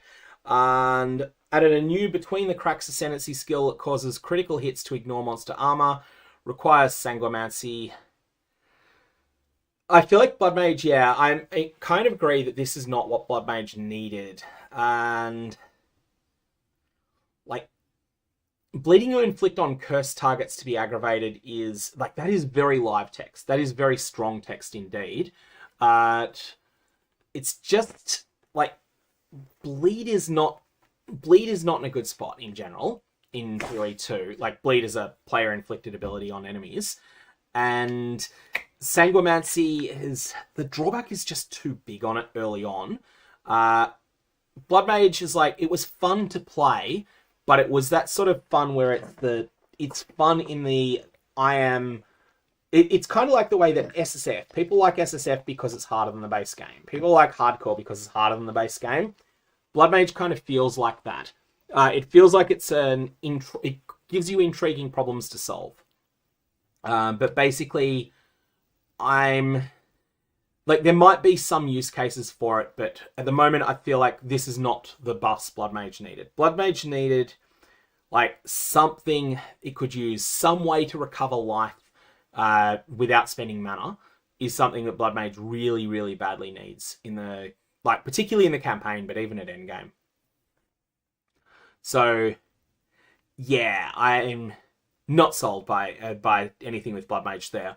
Infernalist, we have the cooldown of 15 seconds instead of 20. Maximum Demon Flame of 10, previously uncapped. Now leave a flat amount of life per second per Demon Flame, scaling with skill level rather than percentage of your maximum life. Dodge roll while in demon form. Okay, so basically all of the shenanigans that were going on with Infernalist demon form are now addressed. No more of this, hey, I'm going to manipulate my life pool to be the exact size that I can then get 200 stacks and then I can go and one-shot the boss, which is not a fun play pattern, but was a very strong one in certain circumstances. So yeah, the shenanigans are addressed. Seething Body Ascendancy now has while on high Infernal Flame, you and allies have 50% of damage added as fire. That's pretty substantial, but high Infernal Flame is hard to sustain from memory. I think it's like, I don't think you can exceed 50% uptime on this, and I don't think it's easy to have 50% uptime, except if you can get Infernal Flame high, like if you've got like a high spend ability, get Infernal Flame high on a minion build. That's probably what the purpose of this is. Yeah, that'll be it. This will be the thing there on it. Grinning Immolation Ascendancy now causes 50% more critical damage bonus, previously 30. That's substantial. That's a lot. Pyromatic Pact causes 50% of Infernal Flame to be lost per second if none was gained in the past 2 seconds. So you've got to have a very small spender as well. That's going to be an awkward balancing act. So you need a big spender to get yourself up to 50%, up to high Infernal Flame, and then you need to have a small spender to stay there. That's going to be really clunky. I think there is power here with this shenanigans, but it's going to be tough. So yeah, basically difficult to make that work. Bringer of Flame Ascendancy passive now causes all damage from you and allies in your presence to contribute to Ignite chance and magnitude, instead of providing, when not on low Infernal Flame, all damage from you and allies. Okay, so it's no longer requires Pyromatic Pact, and it's something that can be done without anything related to Infernal Flame. So it's basically being decoupled from the Infernal Flame mechanic. And this is a substantial buff here. Hey, like this is no longer a 4-pointer, it's now a 2-pointer, and it's just much more universal than it was. So essentially, what I think we're getting out of this is Infernalist is now very much you can play an Ignite minion playstyle without having to engage in a huge amount of shenanigans to do so. Although Seething Body is still a case of shenanigans there. Oh, Loyal Hellhound. RIP. No longer causes 20% of damage from hits to be taken from your Hellhound's life before you. Alright, so that means that Infernalist is no longer a top tier league starter for hardcore. It's still probably going to be very playable there, but it's no longer nuts. Demon Flame has no maximum is now the... Oh, that's the 4-pointer. Okay, so the shenanigans are available, but because it's flat life now, they're not going to be as big. And I just realized something that's going to be awful here. So, this is going to scale with skill level, the flat amount of life that you lose here. This is going to mean that reaching levels 84 and 90 is going to be a downgrade in character power. This is going to be awful. Like, you no longer want to hit those levels. Am I seeing this right? Like, do people agree with me on this? That an Infernalist at level 83 is now going to be stronger than that same Infernalist when they hit 84. And it's not going to be small. Because you're going to hit that gem level breakpoint, and it's going to be awful. Especially because the flat amount of life per second is probably substantial up there. And that's honestly awful. Like, are we going to end up in a situation where the strongest way to play an Infernalist is to sit at level 89, and every time you're close to 90, just go and like walk right up to a monster? Like, I really hope I'm wrong about that. And yeah, Demon Form it does provide higher bonuses at higher levels, I believe, but still, like, we'll have to see. Hopefully they get the numbers right on this, because I really, really, really want to be wrong. If they outweigh the stack changes, that's yeah. I'm really worried about this. This is like, I don't like anything where a character can get bricked. And this feels like it's something where a character can get bricked here. After allocating Pyromatic Pact Ascendancy skill, you'll always have at least one maximum Infernal Flame, even with 100% reduced maximum mana. So they are thinking of this limits of what happens if your maximum mana is 0 in various ways. And small Ascendancy notables have been nerfed a little bit. And Blink is now a little bit better. Okay, Chronomancer. The Circular Heartbeat Ascendancy passive skill has been removed. Rapid River no longer has a prerequisite. I'm going to quickly check what these names are because I remember what the Chronomancer does, but I don't remember what the... I don't remember what the actual names of these things are. Let's see if I've got the Chronomancer. I do not have the Chronomancer details. It's not in the press kit from the original release. Based on that, let me try and think if there's anything. I have to have a look, see at what they are there in a sec. But every 10 seconds, gain 50% more cast speed for 5 seconds. So that's a substantial buff. Quicksound Hourglass. A lot of people hate these mechanics, but it still feels like it's strong. Like the numbers on this are really good. So you've got 50% uptime. It's basically 25% more cast speed, but with a complex mechanic on it. Whereas previously it was only a third. Yeah, this is a huge upgrade here. This is a huge upgrade. Oh, it's a 30 recoup node. So that's the one that's being shoved around. So they're making recoup better, basically, with Chronomancer. So that's what it seems like they're doing here. And grants the Unleash skill. So I'm not sold on the Chronomancer so far. I hope I'm wrong on this and that Chronomancer is good. It just needs flat damage. I think there. I think it just needs more flat damage. And yeah. It's interesting, Bugsy. YouTube have made some changes to their ads during streams. I thought the way they were working, and people can correct me if this is wrong, my understanding was that they would then, like if you were at, say, 60 minutes into the stream and an ad plays, then when you came back, you would stay at 60 minutes into the stream. That was my understanding of it. I'm hoping that that's right, because that's one of the reasons I prefer this site to Twitch. Was on Twitch, you come back in a minute late, so you've missed a whole minute, whereas on YouTube, you can just either be a minute behind or you can go on a higher speed to catch up. Anyways, I have to figure that out, but if there's some issues with that, that's annoying. You do miss, do you? Oh, that's infuriating. I will try... well, I guess I will mention that next time they send out one of those surveys to creators. It's not like I'm not a big enough creator to have actual access to a human being at YouTube, but I will try and see if there's anything I can mention. At least you can rewind, yeah. You can rewind and go to 150% if it happens. 150% speed, you'll catch up pretty quickly, but it is just frustrating. Okay, so I'm not sold on Chronomancer. I don't think there's enough changes here to turn something from F tier into anything that I want to play. It's something that's like a little bit better than it was. Okay. Stormweaver. Force of Will is getting nerfed hard. Stormweaver will still be fine because Stormweaver was S tier before. Scouring Wind is now going to cause exposure to nerf by 12% instead of 20%. It is still fine because Stormweaver was OP. Strike Twice is now going to no longer provide 50% less shock duration. Instead, ouch, it's 25% less magnitude of shock you inflict. This is still fine. Everything's still fine so far. And Small Mana is being changed so that it's no longer... It's still good. It still does something desirable, but it no longer interacts with Archmage. So essentially, I feel like Stormweaver still does everything it wants to do well.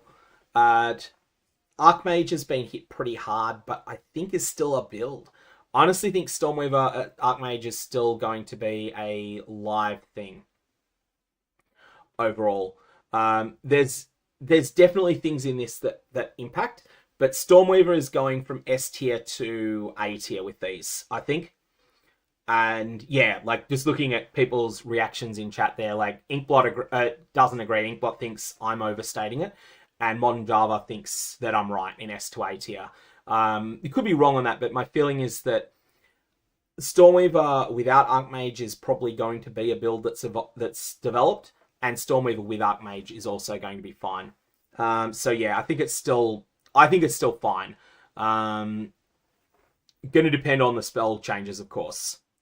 Passive skill changes, not much information here. There's just basically blind-related clusters. Let's talk quickly about blind, because I have to bring up an image for you for this. There's a reason I want to bring this up. Amazon Ascendancy. So, let's talk critical strike and blind. So the one down the bottom. Chance with hits to hit with attacks can exceed 100%, and you gain critical hit chance equal to 25% of the excess chance to hit with attacks. Blinding enemies is really good with this. This has been mentioned as being base crit. Now, that was not a confirmation. That was Jonathan saying, I believe it is base crit. I want to just be clarifying that there. Now, if you are not blinding enemies, you are not getting your chance to hit with attacks to more than about 128% because of the way the accuracy formula works. If you are blinding, then it's more realistic that you can get it into the mid 130s. So essentially, blinding enemies is substantial. There is no way people are getting to the 150% asymptote on chance to hit with attacks. So anyone that says this is 12.5% chance to critical strike, 12.5 points of base crit, they are wrong. They are talking about, and like, you don't even reach that if you have 1 million accuracy. You get close to it with 1 million, but you're not going to have 1 million. You're going to have like 3,000 or 4,000. So yeah, that's going to be the thing there. That's they want to keep in mind. Blind is really good in conjunction with that particular node.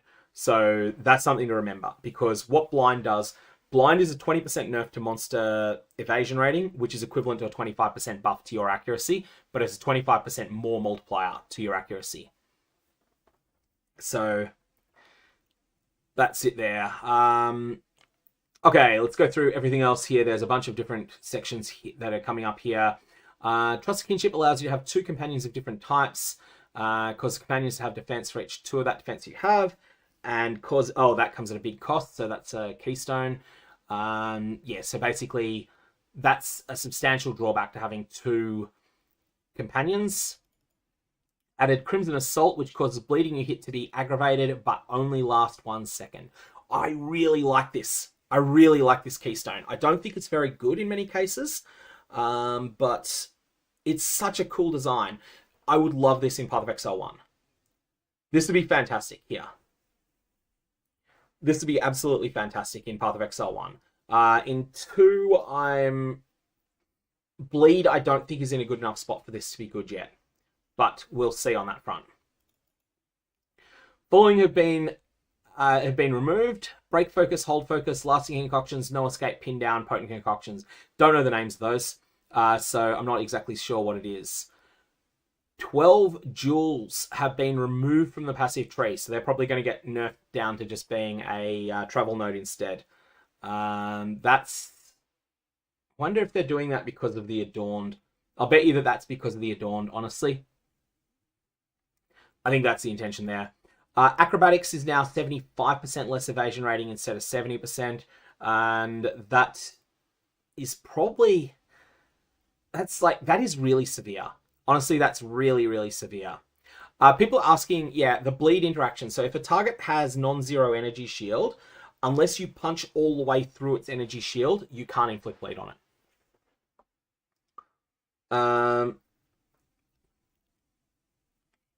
Eldritch Battery now has the additional property of doubles mana cost. And I just want to think, can this be... are there shenanigans with this? Doubling mana cost. The Lich has something that increases mana cost as well. This might be what Burden of Shadows needs. Honestly, this really makes me think that Burden of Shadows, there could be shenanigans afoot with this. And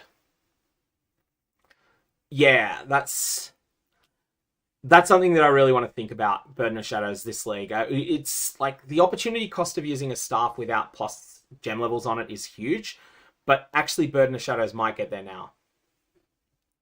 And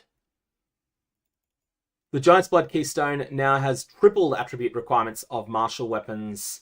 Oh, okay. So that's just a clarification. That's just a correction that it no longer applies to things that it wasn't meant to. Cat-like Notable now has 40% increased evasion rating. Yeah, that's just increased evasion rating. So there's a number of things that are like nerfing stat stackers here as well. There's going to be more of these later. Just looking if there's anything else that's substantial. Reduced movement speed, penalty from using skills. Yeah, so it's just a transformation of what it does. Oh, 5% of damage taken bypasses energy shield on heavy buffer is substantial. It no longer works with Chaos Inoculation at all, but 10% reduced maximum life. So it's basically, this is a Chaos Inoculation nerf, but a buff to everyone else. This could be quite good. So that's one that's going to be interesting to play around with. Icebreaker now grants additional freeze threshold equal to... Yeah, so essentially all the ailment stuff is getting... Like, players are going to have more ailments hitting them. On the flip side, because Ingenuity is no longer mandatory to use, you're going to be able to have charms to deal with it. So that'll be interesting. You're going to be able to have 3 charms on builds now, because you can now have a belt with +2. It's no longer going to be just wrong to use one. That'll be intriguing to see exactly where that winds up. Mana Blessing is... I think there's going to be a bunch of these. Increased maximum mana. Like, they're really trying to stop how ridiculous mana was getting at various points in 0-1-0. And likewise, attribute scaling. Oh, Ingenuity now has charm slots. Hey, thank you for the clarification on that. That's really weird. I guess, yeah, they are nerfing Ingenuity real hard. It'll probably still be fine with charm slots, honestly. We'll get to the numbers on that later. Increased effective quiver is nerfed a bit here because there were a few things that were really busted. The ability to scale equipped quivers, something broke in last league with it. It was it ended up getting nerfed early on. It was that thing that's kind of like Caustic Arrow. I can't think what it is. There was a Pathfinder build though that was broken with it early on, where you could get like level 34 to Vine Arrow, I think it might have been, or something. So, I can't think of the name of the skill, but a lot of that was about master fletching and a bunch of other stuff. Something that was really, really ridiculous there. Okay, so the attributes thing that was widely anointed and raw mana have been nerfed. They're still fine. Spaghettification now 13 to all attributes, which is better for most people, but it's worse for attribute stackers. And yeah, so Spaghettification is a stronger node, except if you are pushing it to the limits, in which case it's going to be worse than it was. And so then, where else is there anything else that's substantial here? Unwavering Stance is getting buffed substantially, but aura effects are going to be nerfed a little bit, but auras, I think they'll come online later. They'll be more relevant later on. These will be more significant when we get the whatever the Templar is. The Strength Int thing, one of the Strength Int ascendancies will be affected by that, I think. Okay, now we have the skill changes section, and it's just going to be a huge, huge, huge thing here. Many skills have had their base damage or damage growth per level rebalanced. Most of these are not specifically mentioned as the changes are too widespread. I do not like this. I think they should have really pumped them out here because it's just so substantial. It's like, this is the thing that you need to plan builds. That's the thing that's really frustrating. Like, really, really, really, really frustrating there. It's this is the worst thing in these patch notes, honestly. The fact that they're incomplete. Mana cost for all attacks, marks, and war cries has been reduced at higher gem levels. This really needed to happen. This was something they mentioned earlier. Adjusted minion damage and life scaling. General damage and life is the same early on, but it's going to scale up less late into endgame.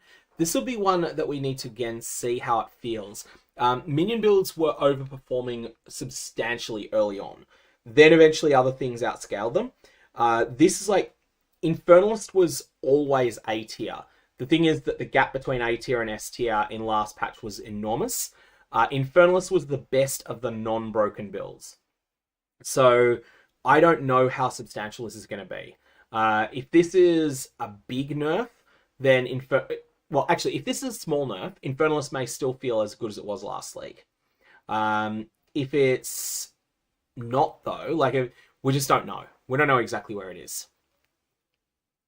The other thing that's of note, there was a meme Blood Mage build that someone made, and this was cool. This was the Blood Mage build that had Detonate Dead as a Detonate Dead with its own minions on it. Was something that looked really fun, and that's going to get hit by this. Be interesting to see exactly how it works out. Okay, what else do we have here? Minions that are being changed with not enough information there. Arc no longer deals more damage per remaining chain. Chains more times than it used to.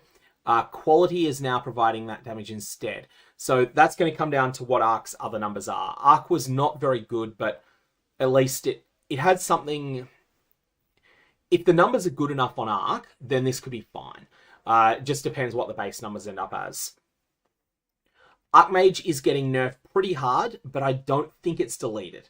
It's going to be 3% instead, and instead it's going to be basically, quality is no longer going to be broken on it, but it's just going to be 3% per 100 mana, and then the amount of mana that it costs is going to decrease slower than it did before, and from a higher base.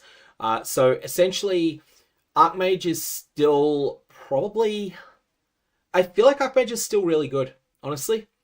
Damage is hit by more than half, but it was so broken that it's probably still very playable, I think. I want to take a quick breather from going down further to answer a couple of questions been coming up a bit now. So one of the things to note there, people are asking, how exactly does a new league work? It's an opt-in fresh start. So if you opt in, then you'll be playing with the people that are opting into it. If you want to keep playing your existing characters, you can, but all of these changes are going to apply to the existing characters too. And on top of that, the other thing that's come up is people have been asking, like people who have just joined the stream, you have the ability on YouTube to rewind. If you do that, you can then increase the speed of the stream until you catch up. So you can go at 125% speed, which will be more like this, 150%, which will be more like this, and 175%, which will be more like that, rap songs like, what's the name of that song? 1 Week by Bare Naked Ladies. It's been 1 week since you looked at me. That song, but the verse is part of it. That'll be more like what 175% will feel like. So you can jump in there if you want. So yeah, just a reminder that you can do that. Okay, going and having a quick look here. Armor Breaker. Now, they have buffed substantially the benefits to breaking armor, so I think that's going to be significant. Something I need to mention, they've buffed the effect of breaking armor by a lot. You know, making it so that it deals 20% more physical damage to those targets, or it's 20% in the shock layer, so stacks linearly with shock. But that's going to have a real impact on all the skills that consume armor break have probably just been killed by that. Probably actually been outright obliterated because you don't want to consume this 20% more damage bonus that you've got on the thing. So that's something you want to keep in mind there. Now, go through here. We've got the artillery ballista base damage now matches that of other totems. I'm not that familiar with this skill. It's going to have a quick look through at other major changes. Banner skills are getting a substantial increase in range. Barrier Invocation. Now, Barrier Invocation no longer works on damage that you do to yourself. And it's also going to gain you less energy than it used to give you as well. Bleeding Concoction is getting a substantial buff. Blink is now a travel skill. This matters for a few things. I'm just trying to think what they are. There's a number of interactions with this.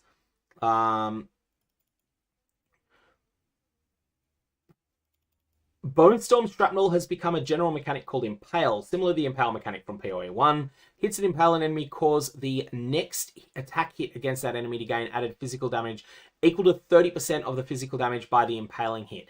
This could be really interesting if we get new ways to scale that as well.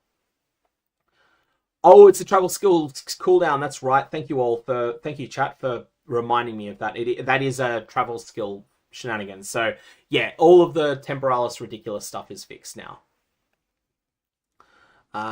Okay.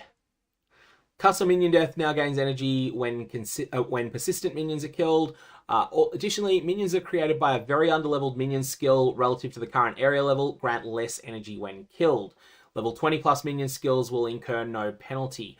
Level 20 plus, because you will have level 20 on skills a long time before you have an actual level 20 skill gem.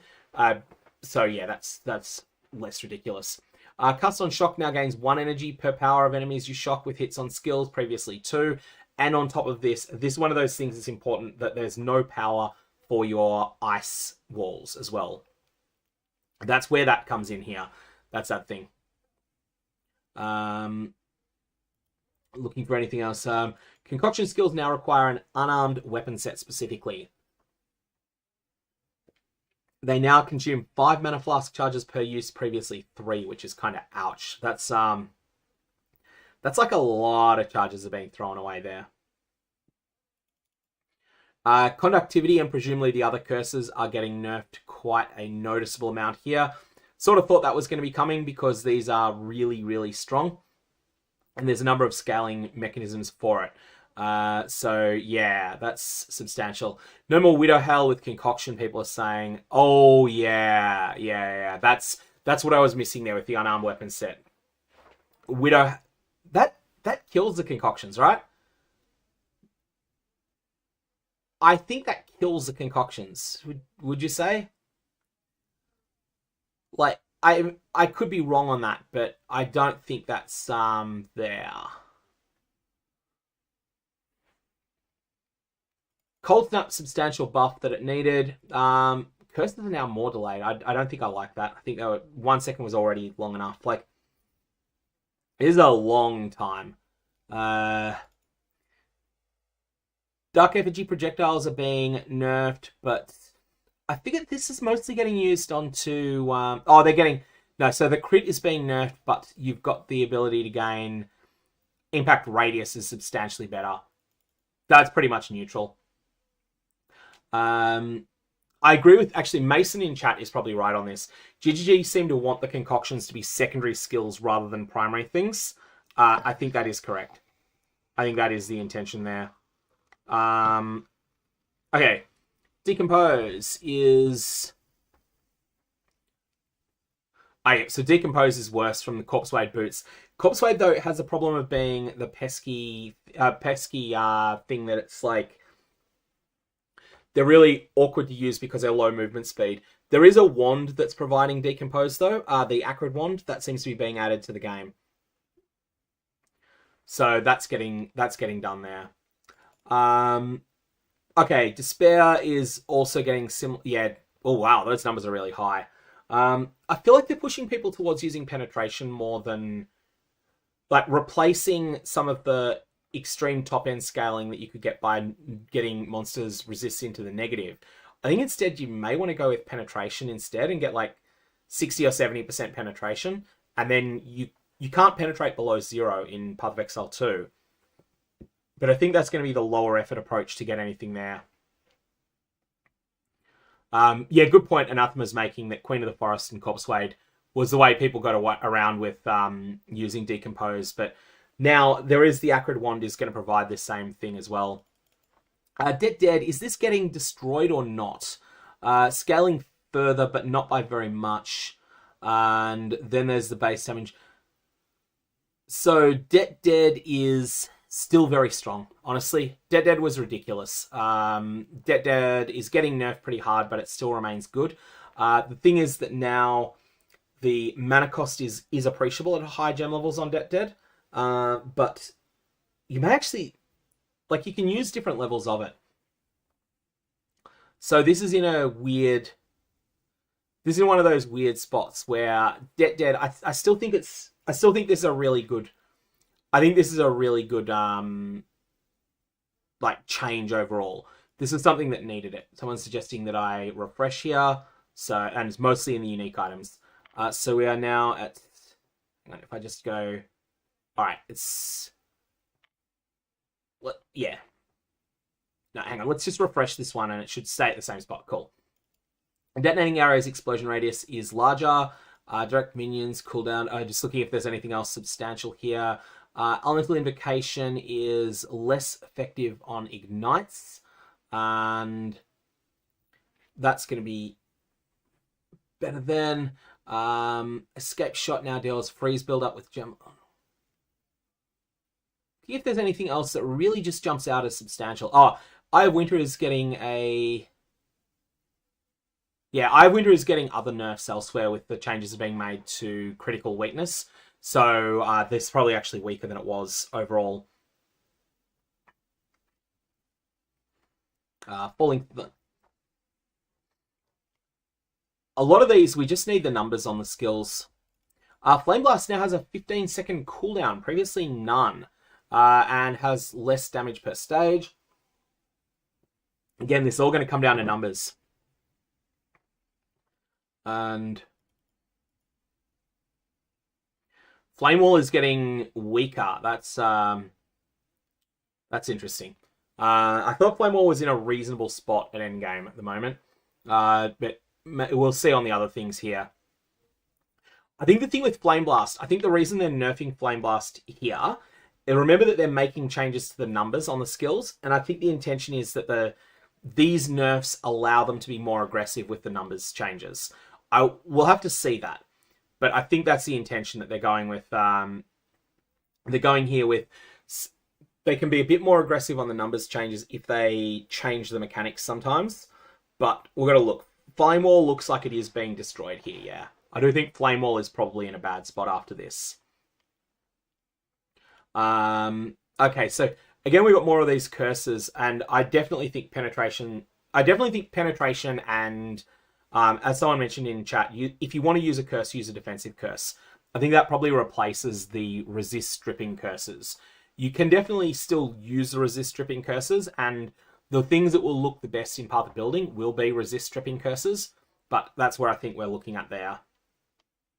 Looking if there's anything else down here. Frostwall now has a cooldown of 5 seconds instead of 3. They really want to try and address some of the problems that skill was causing. Though I feel like casual use of this is going to feel a lot worse now. That's actually a really interesting thing that Michael DS is mentioning in chat there, that one interpretation of this is that they're over-nerfing because they don't want to do mid-league nerfs. I think the worst mistake Grinding Games have made so far with Path of Exile 2, other than the existence of Magic Find, was not nerfing Archmage earlier. Not nerfing Hand of Wisdom in Action earlier. Not nerfing Trample Toe earlier. That's the single worst mistake they've made since the game released. And they're just... The unwillingness to do that has meant... They've possibly meant that they've had to go sweeping nerfs here and then potentially buff things later. They don't usually do mid-league buffs though either. It's a mess. They need more frequent balance until they get things right. That's the real problem. That is the real problem we've got at the moment. But that's something that they should fix things up. I also agree, Sakayan is saying that a lot of these changes would make more sense if endgame monsters were not so fast. Yeah, that's the thing that I think really needs to be looked into. Okay, so other things that are down here. Grim Feast. Oh, Grim Feast is actually turned off entirely. Lol. This needed to happen. Grim Feast was completely overpowered. I'm surprised what exactly is going on here. Oh, Hammer of the Gods is no longer going to work the way that it used to. Ouch. You gotta heavy stun an enemy in order to use it. Heavy stun This actually... Okay, so this removes the abuse cases on Hammer of the Gods entirely, but it's also probably not going to get used by many people. Hex Blast, everyone has been talking about a lot, so I want to see what's happened to Hex Blast. Have a look here. There's Herald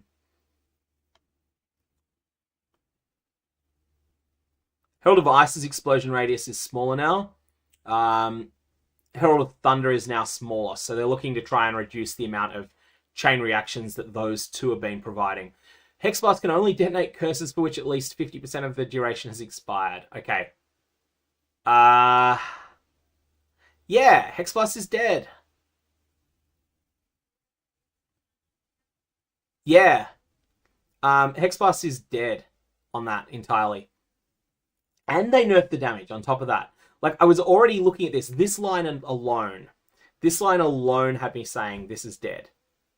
And then I didn't even see the second skill on it. Hex Blast, there was something completely broken with Hex Blast, though. I'm trying to think what it was. There was someone had a build that was just... like, it was a Sanctum Obliterator that they had with Hex Blast, that it was like one of the lowest budget Sanctum Obliterators I've ever seen. But I just, like, the half of the duration has expired. Like, how are you going to get the duration lower? Other way, yeah, I don't think that Hex Blast is a thing at all.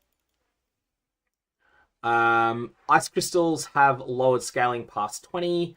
That's just looking if there's anything else. If you have multiple travel skills with cooldowns, they're shared. Just going through if there's anything else that's substantial that jumps out here is really... I think, again, all this, we're just missing those damage numbers. Like, that's the thing that's really problematic. We just need those damage numbers to say anything really here. Malus applies critical weakness every 520 milliseconds instead of 640. Remember that this is actually still... this is a net nerf because critical weakness has been changed. And as a result, I think that those scepters that provide crit weakness, you just don't use them. You use something else instead. Someone said something about heralds as well. Not heralds, purities. Purities. We've got to check on the purities when we get to them. There's nothing in there. That's the purities from which are from scepters in this game. Okay, so basically all we need at this point is going to be the numbers that take place on gems. Like, really everything else here, we can't really say much. Spark is something. Spark is getting nerfed in a few different ways, and that's because it was getting so many different scaling axes with gem levels. So I think they're just going more towards gem levels provide mostly damage there. Your character is now affected by auras from your own scepter, which is substantial. Yeah, that's going to be big. People have been talking about that there. Pain Offering got gutted. Hey, let's just find that one. Pain Offering's aura now grants minions increased damage rather than more damage. Yeah, that's substantial. Now grants speed. Oh, the speed. I think Pain Offering is about neutral, isn't it? Minion attacking cast speed is pretty substantial. I think Pain Offering's fine. Tempest Bell is what we're going to look up now. Yep, that was next on my list to jump towards. Okay, attack damage requires 10 combo to use instead of 4. Oh, yikes. That's way slower to get going. 30% of physical damage.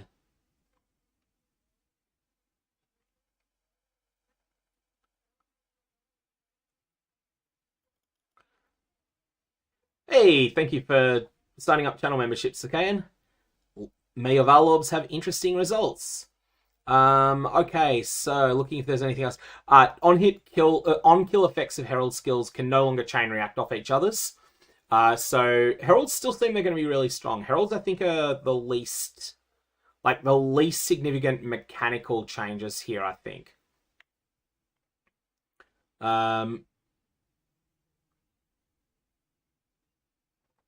Volcanic Fissure has a hard cap now. But again, we're just missing all of those numbers. All those damage numbers are missing. Oh, it's only Discipline and Purity auras from Scepters. It's only those auras that apply to you. It's not every single aura that can come from a scepter. It's just those ones. And that's pretty substantial though. Grenades there. Let's have a look at the grenade changes. What's the grenade? I see anything with grenades? Again, like we're missing all the numbers here, which is just infuriating. Anyways, so grenades. What were these changes to grenades? I'm missing it. So, let me just go down. Oh, the spread of grenade skills with more than one projectile has been reduced. That's mostly neutral because they're going to overlap more. Explosive grenade cooldown, ouch, 7 seconds. 3-second timer.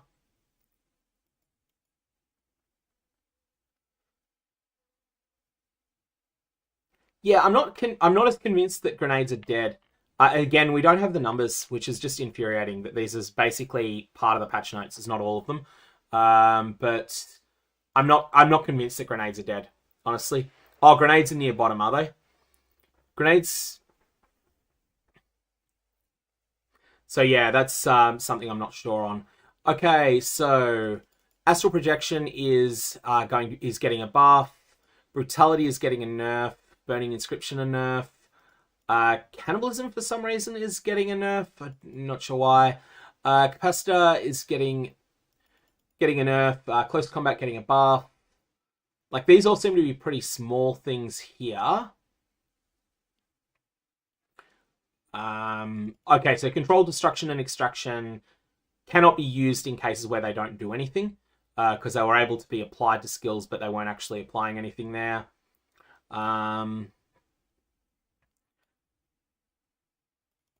Exploit weakness now causes supported skills to consume enemy fully hit broken armor to deal 40% more damage, previously 50%. Why would that be the case? And, like, honestly, you're not going to want to consume fully broken armor.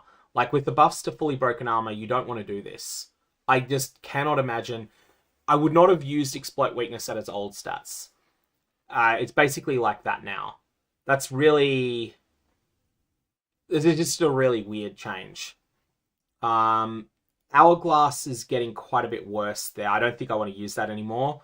I was actually fine with it as it was, but the numbers are just... The cooldown is too long. And yeah, not really sold on that. Scattershot is getting nerfed. That's actually pretty painful. That's less multiple projectiles. There is another multiple projectiles variant, though, that you might end up using as your primary one.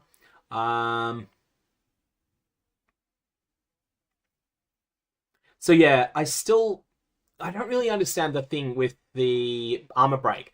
Like, you're not going to want to consume armor break, I don't think, in most cases. Withering touch could be quite good now. So there's a few things that are just weird here on this. Unique item changes. Against the Darkness is going to be worse, but it's still going to be really good. Can no longer grant 1% life. Oh, it's going to grant 8 life instead. That's reasonably close to net neutral. Astramentus is a bigger Divine Orb sink than it used to be, but not really actually a nerf here, because the item is so good you would use Divine Orbs on it anyway. Atzuri's Disdain is getting smashed, which we knew was going to happen, but it also gained... Oh yeah, no, it also has that... Yeah, so... I mean, it's got more mana than it used to have, but this is definitely worse than it was. Okay. Some of the rarity... Yeah, the rarity changes. Fireflower is getting a rarity nerf, but Fireflower is surviving. Fireflower, if they get Fireball or Firestorm, any of these changes that they're making to some of those fire skills, if those are good, then if any of them are good, then Fireball is going to be really good. It's a good point Tumblr makes about Astramentus change. This is a nerf to Varling them. It's going to be much rarer to get them Krangle Divine beyond 100. Like, 122 is perfect. But Yeah, Krangle Divined Astromantises are going to be much rarer now. Like, this is going to be less relevant.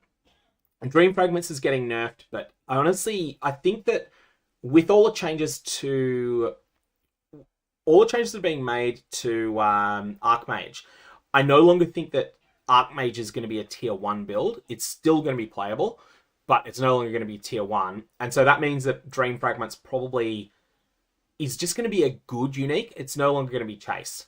That's my first thoughts on this. And Jacek, yeah, that's possible. Fireflower. If no one has submitted Fireflower to the Twilight Reliquary, I will use mine on it.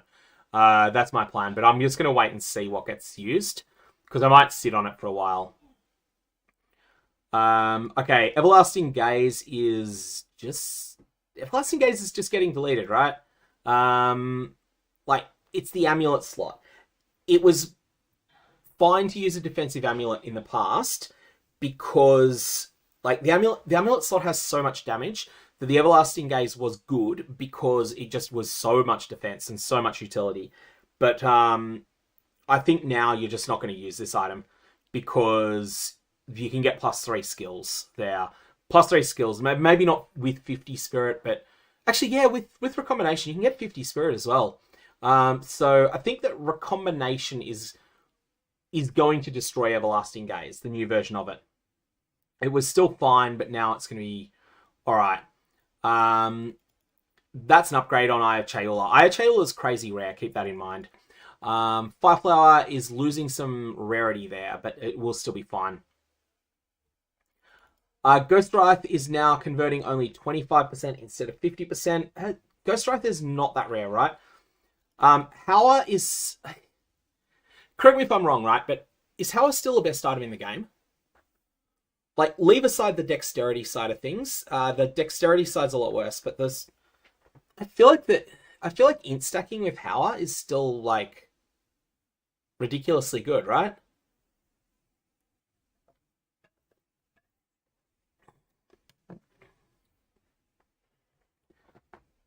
Does anyone disagree that Howler is a Does anyone disagree that Howler is still a good item? It's like, it's only level 52. Wait. Oh yeah, the base item changes, I think is... Yeah, that's a good point. Why is it Spiral Wraps instead of 30 Wraps? That might actually be interesting. That might be because they don't want it to be a level 52 item. I still feel like because there's so little sources of flat damage on this sort of scale, I feel like it's... Yeah, I still think Howler is probably very build-defining, very, very good, but may no longer be quite as nuts as it was. So I'm trying to think of a Path of Exile 1 equivalent. I feel that Howler has gone from Mageblood tier item to Ephemeral Edge tier item. I feel like it's going to be that's going to be the thing there. And this nerf should have happened 3 months ago, so they would know if it was enough or not. Because if it turns out that it's not enough, I really don't want to see another league where everyone is playing Howler. Spiral Wraps is a lower level base, is it? I reckon that is actually... I reckon that whole change of base is just throwing shade at that level 52 item comment. Anyways, we'll see on that. Ingenuity, no longer the only belt in the game. Is it good, though?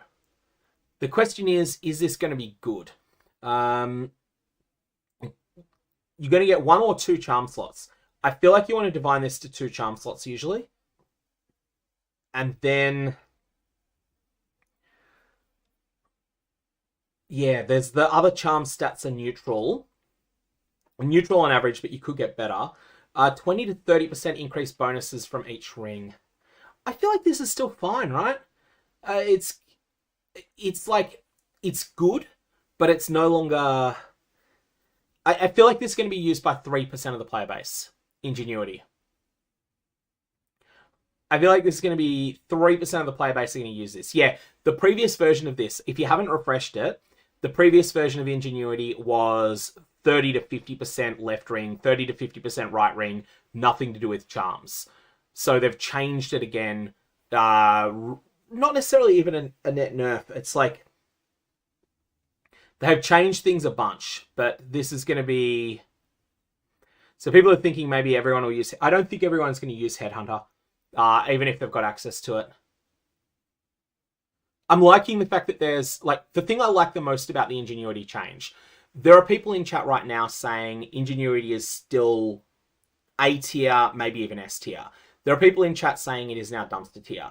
There are people in chat thinking about rolling rare belts or recombinating rare belts or whatever.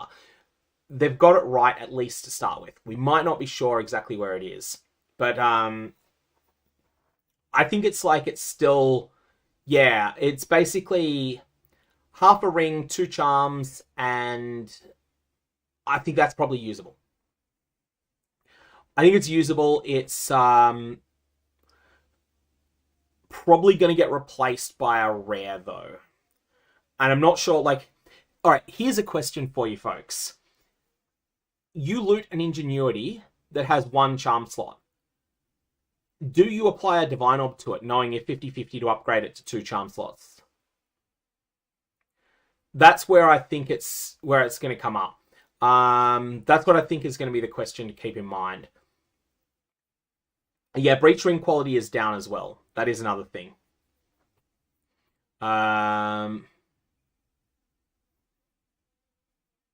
So yeah, I reckon it's very much usable. And again, we're getting different we're getting different ideas on it.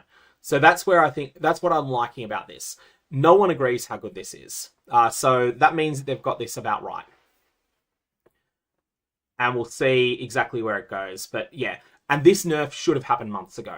Like, it was a massive failure that it took so long for this nerf to happen on Ingenuity. Same with Howler. Like, those should have been gutted months ago so that the game could have been fun in February and March. Instead, it's just like, no fun allowed. Stop having fun, start playing Howler. Stop having fun, start playing Archmage. Stop having fun, start using Ingenuity on every character. Instead, that's not the case. It's just going to be something that you can do there. Last Flame Unique Relic now is a little bit harder to circumvent by any means. Mahoxil's Machination has Everlasting Sacrifice, which... that's the only source of that, isn't it, in PoE 2? Mahoxil's... it's just a different item now. Like 5% max resist, assuming that this is the same as it is in PoE 1. Yeah, I am not sure on this. Oh, actually, people in chat have just made me think something else with Ingenuity. Like, people are saying it's the best source of damage on belts. I reckon if you're not using Hand of Wisdom in action, Ingenuity becomes really impressive because of that. If you are using Hand of Wisdom in action, you probably don't want to use Ingenuity. And that's good. Like, they've really got those right. That is definitely the fact that they seem to have addressed the worst balance mistakes, and that's going to that's increasing my hype levels. I'm not convinced that they've got Howler right. Howler might still be too good. Might still be like something that's like a boot stomping down on build diversity by being too good. Anyways, Melting Maelstrom, they have removed the broken thing on it. This is something that really needed to happen there. Moroya Invictus is now getting changed. No more rarity. Oh, no more life. That's bad. Like, the life was a good roll. So it's gonna... this is like... wait. What are they saying here? That this is now going to be... it now generates with 3 modifiers rather than 2, but there were 7, and they're removing 4 of them. And then... so it's just going to have 3. It's just... Moroya is just going to be 6 to 10 spirit per socket, 6 to 10 global defenses per socket, 5 to 7 new or all elemental resistances. Oh, add 7 new random per socketed rune or socket modifiers. Okay, that makes sense. Okay, so they've removed 4 of them. They've removed the best 4. Oh no, Spirit was one of the best ones. The Global Defenses is really good too. Actually, yeah, Moroya is still looking good. Yeah, okay, that was really confusing there. So yeah, the adding 7 is kind of weird. The way they put this in here, can I just say I don't like the way they've worded this. What they should have done with Moroya Invictus is said, instead, we are reworking what can roll on this. It now has 3 random modifiers from the following list. Show the 3 that are still available, and then say, okay, and there's going to be 7 new ones. You can discover them. It's really weird. Oaksworn is getting a crushing nerf. Like, that was its only reason to exist, was the 50 spirit. That's really weird there. I don't get what's going on there. Pillar of the Cage God was like, yeah, this is getting nerfed quite hard, which it needed, but it's going to be, well, I'm not actually sure it needed it so much with Howler. Oh, yeah, no, Howler is not being gutted. So, given that Howler is not deleted, Pillar of the Cage God needed these nerfs. Queen of the Forest is surprisingly getting nerfed. Wow, Queen of the Forest is getting destroyed, and that's rare. Queen of the Forest is really rare. I'm surprised they're doing this. This is like, this would be like if they destroyed, they were to like go, okay, we're going to destroy Astromentus, rather than just give it a light touch. I'm not sure what they're doing on this. Like, yeah, Queen of the Forest is definitely, it's in one of the 2 rarest tiers of uniques, probably the rarest. We're not 100% sure on the border between, like, on the exact structure of rarity at the top end, but this one seems like it's weird, honestly. Is Queen of the Forest just dead now? Like, it's not like people are getting more than 20,000, much more than 20,000 evasion. Like, I am just not sure what they're doing here. That's really weird. Sandstorm Visage now causes enemies in your presence to gain critical weakness once per second for 15 seconds. Previously 1 second. Oh, okay. So this is because of the nerfs they've made to critical weakness. This is changing it. Sandstorm Visage is still fine. This is like better in some cases, worse in others. It's better in cases where you're in and out of the presence. The problem is that the presence range nerf is going to be bad. Temporalis is getting absolutely not really destroyed. Honestly, Temporalis is still busted. Like, this is an under nerf, honestly. Trench Timber. Oh, Trench Timber is getting absolutely crushed because the 3 can Krangle Divine to 4. Also, 1 to 3 can Krangle Divine to 4. It's only a slim chance, but it's not that slim. Yeah, no, it is slim. It is a slim chance. It's like, what do you got? 5. Yeah, it's actually really rare to hit it. But I think that's because of the way Varlobs work. They're making that change. That just means Trench Timber is not endgame gear anymore. It was endgame gear. Vendor's Gamble, again, this is one of those rarity things I was talking about. Rarity is just like such a bad mechanic that any nerf to rarity is a good thing because it's such a bad mechanic. Now, Solstipsy is just getting... Oh, yeah, that's just a text change there. What else do we have here? You got the... corrected the wording on these things so that they no longer apply the alternate bonus. Yeah, that's just wording corrections. And Timeless Dual modifier that grants notable passive skills, increased magnitude of damaging ailments, now grants... is now less effective. I don't think... Damaging ailments just don't seem to be in a good spot at the moment. Timeless Dual modifier that grants increased energy generation is, yeah, just a few things to the biggest outlier mods on Timeless Duels, but like damaging ailments are just, I'm not happy with the state they're in when players are using them. And then one mod that was mostly dud but had some niche use cases have ended up being changed there. Okay, now we're getting, so that's basically the section talking about the egregious balance issues that are being fixed, other than Trample Toe as well, as being fixed. So essentially what they're looking for here is making it so that there's things like that. The biggest things that were stomping on build diversity are being nerfed. They've captured every one of them. They've also correctly identified that the Infernalist was probably going to replace a lot of those. Not as being a tier down from the egregious stuff, but there've been some nerfs to the Infernalist as well. The other thing to keep in mind is that content is being nerfed in difficulty too.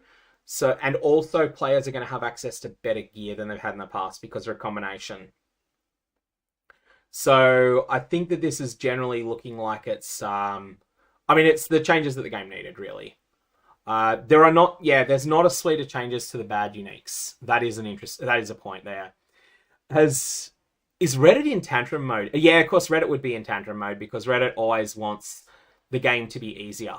So every time the game is made more fun by making it so that monsters can fight back more, and therefore your actions as a player matter more, Reddit tends to go into tantrum mode. It's kind of funny there. What I mean by access to better gear, recombination exists, which means that things that were previously limited to extremely wealthy players are going to be available to middle tier endgame players a lot more easily. That's what I think is going to happen there. Yeah. Okay, let's go and have a look through. There are a few things in here that are head scratchers. Yeah, I do think that the nerf to Hex Blast was like, I read the first nerf to Hex Blast and was like, oh, this skill is dead. And then there was a second nerf after that. So that was kind of funny. And let's have a look, see here. Now, there's this buff to Jeweler's Orbs. This is going to be weird. In Trade League, this is actually a massive, massive nerf to Greater Jeweler's Orbs. Like, Greater Jeweler's Orbs are no longer loot, except on day 1 or 2. That's going to be the outcome of this. Perfect Jeweler's Orbs are still going to be things people want. Greater Jeweler's Orbs just flat out aren't loot anymore. So this is one of those things that, if you read this and you don't think about the League economy effects, this looks like it's a buff. Then when you do, it's like, oh, gone. Yeah, okay, we already knew about that. The advanced and expert item bases are being fixed. Runes now have 3 tiers, and you can go 3-to-1 on them, which is interesting. You can't go 3-to-1 to change a rune anymore, but you can upgrade the tier on them. Double the drop rate of runes. So essentially, runes should be super available early on. Whatever rune you want. Just the question I've got is what minimum levels are going to be on each tier of runes. So lesser, normal, and greater. What are their minimum levels going to be? Runes are not going to be something you're going to be happy to see. They're going to be like Regal Orbs. They're going to be like, oh, yeah, I'm happy to get that during leveling, but at endgame, I don't care about it as a drop. I do need them, but that's going to be there. Using a Val Orb on an item can no longer cause a modifier with a value of 1 to be reduced to 0. This is a bug if it was happening. It should have been reduced to 0.78 and then rounded up. And that's assuming it's on a unique item there.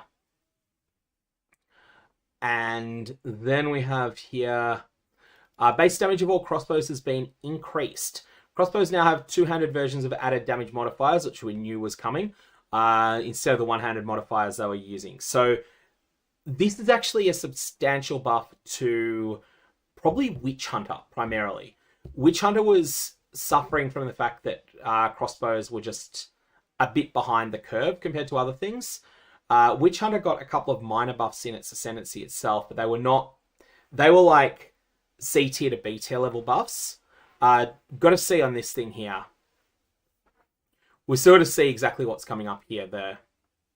And Physical Thorns damage on rare item modifiers has been buffed by up to 3.5 times for the top tier, scaling down to unchanged. I still think that's just a non-mod for most people. Rarity found on items have been decreased at the top end. Goes up to 25% rather than 30 and 32. So I feel like the rarity threshold, they've said they're going to increase how severe diminishing returns are on rarity. I feel like player rarity previously somewhere between 70 and 90%. Diminishing returns got really harsh on it. This took a while for players to work out. but somewhere between 70 and 90%, you started going from each additional rarity mod was godly to each additional one was marginal. And that threshold is probably going to be lower now. But exactly where it is, I don't know. Exactly where, I'm not sure. Golden Charm's getting nerfed again. Yeah, so it's basically things related to rarity. Rarity is a terrible mechanic, but really, all it does is it just destroys some of your loot if you don't have enough rarity on your character. I feel like you probably got to get 3 rarity mods on your character there. A Golden Charm has been confirmed to work on the rare monster that you killed, though. So Golden Charm is still something. It does work on the monster that triggers the kill. So that's the primary use case for it. And we have here the breach rings are being nerfed a bit here. They're still going to be good. They're still probably going to be the best rings in the game. And the chance for them to drop have been reduced. Notable passive skills in the starting area of each class can no longer be instilled or found on uniques like Megalomaniac. Oh, that's because they do different things on the Sorceress and the Witch, for instance. That's the reason there. Added new dual modifiers that provided similar benefits to passive skills added to the passive tree, such as companions have additional maximum life. That's mostly going to dilute the pool for most people. Jewels and time lost jewels that provided stats scarcely located on the tree, such as increased blind effect or damage recouped as life, have been adjusted. Generally speaking, the maximum has been made lower so far. Auras. It's interesting. They're being really careful about auras, even though auras aren't completely busted like they are in POE 1 yet. I'm not sure exactly what's going on there with that. And we'll just having a look, see if there's anything else here currently. And the Soul Core of Azkarpa, they have finally pulled the trigger on this. It is now gold dropped by slain enemies. This actually going to be, this is going to have huge flow-on effects to everything to do with Ultimatum. I'm saying Ultimatum, I mean Trials of Chaos. So, no one wants the Soul Core of Azkarpa now. This was the thing that kept all the other Soul Cores desired. So basically, I feel like all of the Soul Cores are now in this situation that's going to be a lot worse here.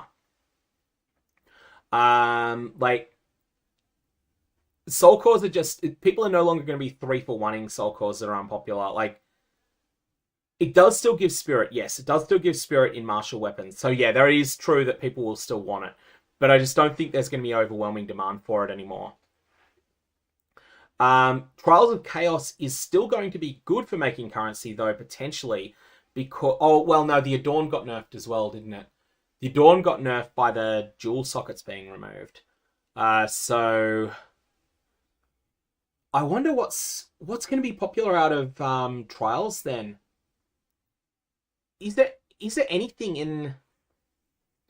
Yeah, Meistigan, your favorite item has been nerfed, the Adorn, because they're removing 12 jewel slots, which means that the opportunity cost of each jewel socket is going to be higher. Mahoxil's got changed. Yeah, I'm like, this is really... Like, the trial of the Sanctum trial is still good.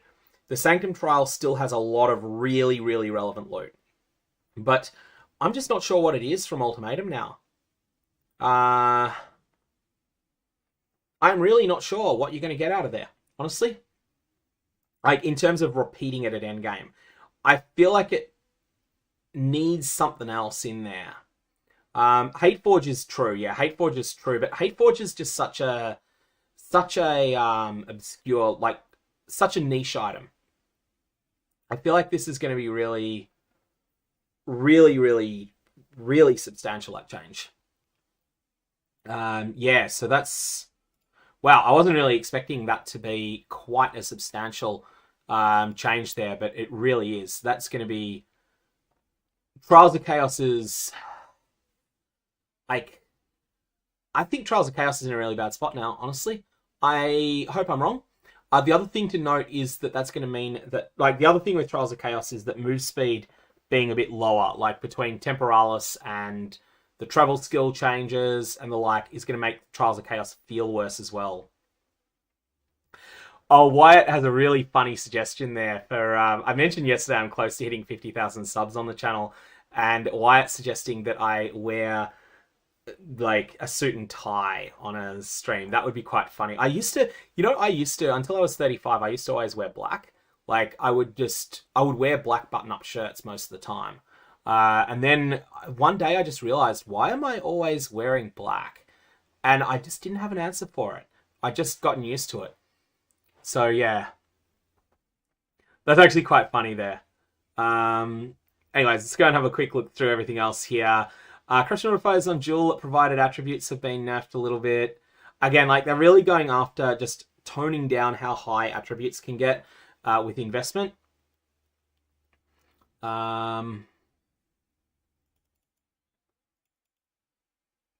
Scepters can only roll up to +4 to minion skills. Wow. Okay, they're not letting that scale quite as high as it used to.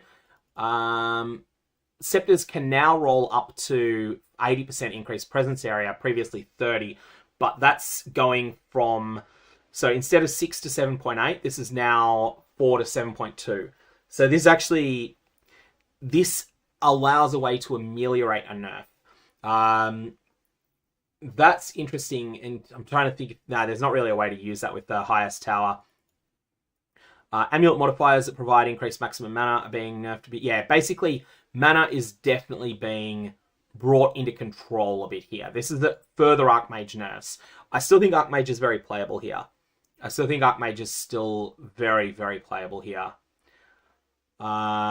a look through here, everything else. Anything else that's going? Nothing really substantial here. The relic modifier that causes the merchant to have additional options now only grants 1. Existing items can be ruined using a divine orb. Okay, so that's basically the item changes section. Again, we're just going back to this theme that's constant through here.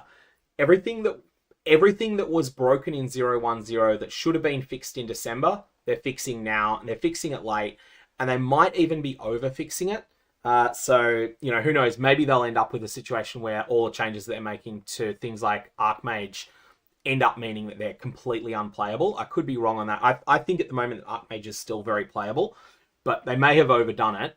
But that's basically their apology for not fixing it in December. And that's my feel there. Okay, what do we got here? Bosses that need to perform certain actions to progress their fight will now become immune to damage if their life is brought significantly past the point at which that action should be used. So this is the Crowbell. This is basically... This is if there's something where monsters... this is fixing two things. This is fixing the Crowbell breaking, which only happened with extreme burst damage, and also things like Path of Exile 1 Izaro freezes. Armor on all monsters has been reduced by 30%. That's something you've got to check out how exactly that works. Soul Eater is getting nerfed substantially, like on monsters, it's getting absolutely gutted. Life on Pinnacle bosses is getting nerfed. So here, what it looks like they're doing, they've brought down the power outliers for players, but here it looks like they're bringing down some of the monster power outliers as well. So life of these Pinnacle bosses are going to have half their old life on difficulty 0, and also Trialmaster and Zarok the Temporal have been gutted. No armor penetration on these bosses, so armor is actually going to work on them. Lower the damage conversion to other elements for some skills used on certain things. That's actually going to be a buff to the monster damage, so that's kind of scary. And then after this, we've got the Arbiter of Ash has a tapering less damage taken buff for the correct amount of time. So the idea here is that for the first 8 seconds of the fight or so, this is something they introduced in Path of Exile 1 with Harbinger. And no, actually with the Shaper. They had this thing where they wanted to give one-shot protection to certain bosses early on. Scourge of the Skies deals increased damage on its vomit abilities. That's the easy boss in Ultimatum. Okay, that's not so bad. Xylo Syrian is the one that's the easy boss. Scourge of the Skies is sketchy one. The vomit abilities, maybe they weren't very dangerous. Just looking if there's anything else that really jumps out here. Mighty Silver Fist dodge roll. Yep, that's an important one. That was really scary. Anything else that's really significant? There's what's the name of that boss early in Act 2 that's overtuned? It is Wrathbreaker, isn't it? It's just getting vulnerability to fire. It's not that important. Monsters have... Looking if there's anything else that jumps out. Lower the number of monsters can be alive at once early in Ritual. That's probably a good thing for early game. Electrocute builds up slower. There we go. Pin is being addressed. Pin builds up slower on non-players. So the Pin was going to be overpowered. Tactician stuff around it was going to be absolutely nuts, but it looks like there's going to be fix up here. And just looking if there's anything else here. Destructible pillars in there have had their life increased. Oh yeah, that's the first time you fight Xylucian. It's not when you fight him inside the trial, it's beforehand to get your first token. Added a series of enhanced rare monster modifiers that are more powerful and more rewarding than the standard version. So they're finally doing something Path of Exile 1 has with the Possessed by Abrath type things. That could be kind of sketchy there. Yeah, Mason makes a point that the pin build-up may not be all that impactful because you might still be pinning in one hit, and especially with the Tactician's Suppressing Fire, projectile damage builds pin, that could end up being really strong still. I think it probably is. I think it really is strong. It probably is still going to be really strong. Bloated Miller's charge now pushes players sideways. So Meistergen was asking, it was saying the first boss should be nerfed, and it looks like they are being nerfed a bit there. And lethal rare monsters now grants rare monsters an additional 1 modifier rather than 2. So that's... Oh, that's in Ultimatum, I think, isn't it? That's pretty niche. Rare monsters' minions have been made stronger defensively. That's going to be intriguing to see how that plays out. And this is a godsend. The guaranteed magic monsters near the end of the Dreadnought will no longer respawn when you respawn at the checkpoint if you've killed them. That seems like a nasty nerf. It's actually just going to fix a bunch of problems where you could get killed by monsters that you didn't expect there. And just looking if there's anything else here. The Sump map boss has been renamed from the Eater of Children to Braca the Withered Crone. She still eats children. That is probably... I'll tell you why they've done this. This will have been done because people have done Google searches for this boss's name, and they've then had... they've then wound up Google being, hey, this is concerning about this. I reckon that's the reason they're doing this. So yeah, that's an oddball one. Meistergen, if you're talking about the wolf early on in the game, the first boss that I think is sketchy is the one in... I can't even think of the name of the zone. I was just playing it recently. It's the one that looks like a tree and... It's the zone before the Rust Emperor. And it's a side boss that traps you in there. Does heaps of damage. Anyways... but yeah, I'll bet you that's the reason the Sump boss got changed there. Okay, you must now open the Halani gates. Yeah, that's just a tiny thing. So just tiny things there. The Moving Bramble, that's correct. Yeah, whatever it was, the Love Source has got the right name. It's the Bramble Thicket or something. I recently did a write-up on how to fight it for Mobalytics. Just aimed at the newest players, but I can't even remember the name. It was quite recent there. Bramblegast. Thank you, Vincent. You're correct. Bramblegast is the name of the thing. UI changes. Add the ability to spectate party members if you died in combat. This is one of the tiniest... This is like one of those low impact changes that's going to feel really good. Like once in a blue moon. This is going to feel really good. It's not important as a change, but it's cool. Okay. The ability to pan the minimap overlay when using a controller. Yeah, that's something. Hovering over any instance of the presence keyword will now show an indicator around your character so you can visualize your presence. That's actually really good. And if there's anything else that jumps out. Ritual rewards menu now pauses the game. That's another thing that's really good. item filter gem level filtering now applies to uncut gems. It did that already, didn't it? I thought it did already. You could certainly make it so that an uncut gem screamed at you when you got a level 21. Just a number of other little UI buffs here. Nothing substantial. Everything here seems pretty small unless I'm missing something. You can now open the chat when in your cosmetics panel so you can flex your pilfering ring in global. But what about the pedometer ring instead? The one for when you miss out. MTX changes. Okay, something that I talked about in the past, the amount of MTX that get ported in from Path of Exile 1 was going to be a big indicator as to how far Grinding Gear Games are on the way to implementing Path of Exile 2, because they want those things in the store so they can sell them. So that means that it's bad for them not having them, but it's also not absolutely critical. There is not very much here, which makes me think, like, the point at which we hit the point where Grinding Gear Games are at what I would term 1.0. They might give something else the title 1.0 before this, but I feel like 1.0 is when they've got Acts 1, 2, 3, 4, 5, and 6, when they've got all 12 classes, most of the ascendancies, maybe not necessarily all 36, and on top of that, the vast majority of the MTX from Path of Exile 1 are in Path of Exile 2. That's when I feel like we're actually at 1.0, even if they give it something before that, the title 1.0. I feel like that 1.0 by my scale is looking like it's third quarter of 2026 now. Because there's not a lot in here. Like, I would have thought that they would have been going through some of the armor sets. Like, they've got here a Deepwater armor set, Misery armor set, Misery helmet attachment, Pandemonium armor set. This is not very many. Finisher effects, these are actually really cool. There's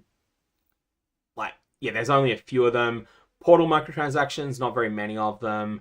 Again, portals are something they really want to be able to sell these in Path of Exile 2. Like, it's kind of crazy that they don't have the best portals in Path of Exile 1, the Harbinger ones. They don't have those in yet. Establish the following. Various pets. Okay, so then maybe they've prioritized pets. Maybe their market research indicates that people care more about pets than I do. They don't have my favorite pets there. The white dragon and the black dragon. So yeah, that's okay. They've got the skin transfer. That one's interesting. That's something that I thought would be really hard to do. And they've got the hideout music player. So there's a few things that they've got in here that are hard, but ultimately I think they're way behind on microtransaction importing. Like, things like all of the old mystery box sets, I thought they would have prioritized those. They've got like Misery and Deepwater only, it seems. So that's an interesting point that Autumn Grace makes in chat, that maybe they've decided to go, all right, they want to bring in the best portals last so that they don't crush the demand for the other ones with Path of Exile 2 players. That is possible. So things like my favorite portals are the Harbinger ones that came, I think they were originally a Calandra mystery box, and then they became available for individual sale after that. And the Dismal Harlequin and the Harlequin Tesseract portals. Those are my favorites by far. And we'll see exactly where it goes, but I think that these are substantial. Oh, Hennes brings up a good point about the purpose of that change to the Dreadnought. It may have been intentionally respawning them. And Tai Killer was apparently doing that in practice. So that's the thing there. Bug fixes. Bug fixes is an interesting section because this sounds like it's bugs, but some of these have substantial balance changes attached to them as well. So I want to have a quick look through. If anyone's aware of things, because I want to kind of start getting the point of winding the stream up now. But is anyone aware of any of these with substantial balance changes on it? And while people are thinking on that, I'm going to respond to SZ's comment about having all PoE 1 MTX in PoE 2. How much of a priority is it? Like, for Grinding Gear Games, I think it's a high priority, at least all the sellable ones, because they make so much of their money is tied to MTX sales. So I think that even though from a player's perspective it's not that important, I'm trying to get into their heads. I'm trying to think, all right, what do they need to have before they feel things are ready?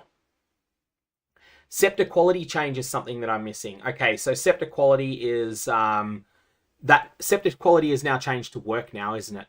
Cannot teleport through trial walls with blink. Oh, that's substantial. The Thorns bug fix is build enabling. So let's have a look. See, this is the Thorns. Oh, fix the bug where Thorns were not causing stun, freeze, electrocute, pin, armor break, daze, nor knockback. Yep, I can see that being substantial. I can see that being really substantial. Sunder hitting things too many times is a nerf at the moment. So let's go Sunder.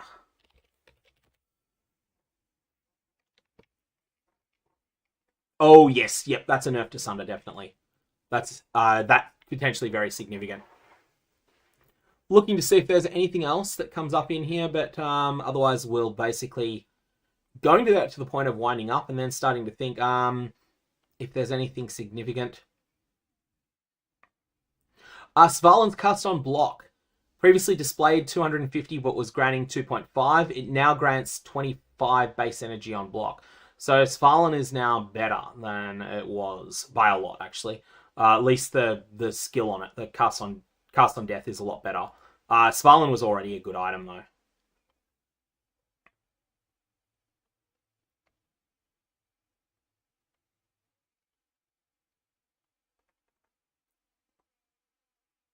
So yeah, scepter quality. Let's just bring up the scepter. Fix the bug where some auras granted by scepters did not update when presence radiance changed.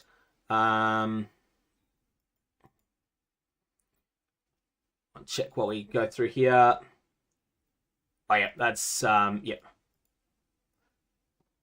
Fix the bug where modifiers on scepters did not stack. Multiple players within the party can now have the same scepter modifier and it will stack. Scepters multiply the amount of spirit they granted instead of granting quality to their inherent skill. So that is both a buff and a nerf at the same time on scepter quality, isn't it? I feel like that's probably going to be like maybe a slight overall nerf. Because you are getting something in exchange for it. It's a nerf overall, but not massive, right?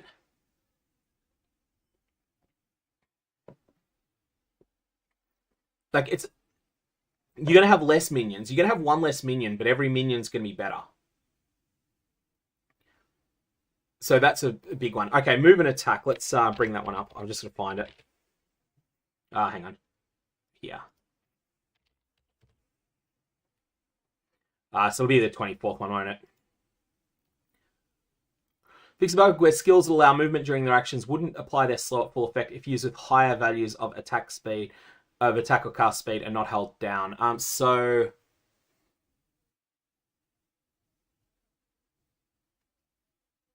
yeah, so that's only going to apply it really deep into endgame, but that's substantial.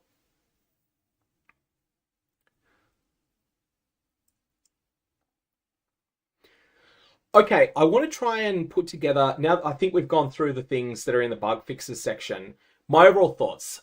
So, firstly, the egregious balance mistakes they should have fixed in December appear to all be at least fixed. I am not sure that Hand of Wisdom in Action is not still the best way to play attack builds, but it's no longer going to be a monstrous balance outlier. Archmage feels like it's probably actually fine. As in, by fine, I mean it's going to be strong enough to do all content, but not strong enough to trivialize any content. Hand of Wisdom in Action might be strong enough to trivialize content. I'm not sure on that. And Trample Toe is just obliterated. It's gone. Kaput, gone. The chase items are going to change, yes. Astromentus is still going to be wanted, but it's not going to be as nuts as it was in 010. And people are saying Alpha's Howl. Yeah, Alpha's Howl will be better. Alpha's Howl will definitely be looking better. Energy gain for triggers is mostly lower. That is correct. So things are going to be a little bit weaker on that front. That said, I think we're looking like a situation where if they have got the spell numbers right, because we don't know the spell numbers, we might see some build diversity for the first time here. That's going to be the key thing here. Personally, I am still undecided whether I think I want to start an Amazon. I think I want to start an Amazon and play a Lich second, is my current thought. I am very open to considering the Tactician early. But I think that this is looking like... it looks like they've... Addressing the 3 most egregious balance outliers is going to make the game more fun. I don't follow some of the nerfs they've decided. Like, I don't know why they've nerfed Hexblast as hard as they have. There's a bunch of things like that.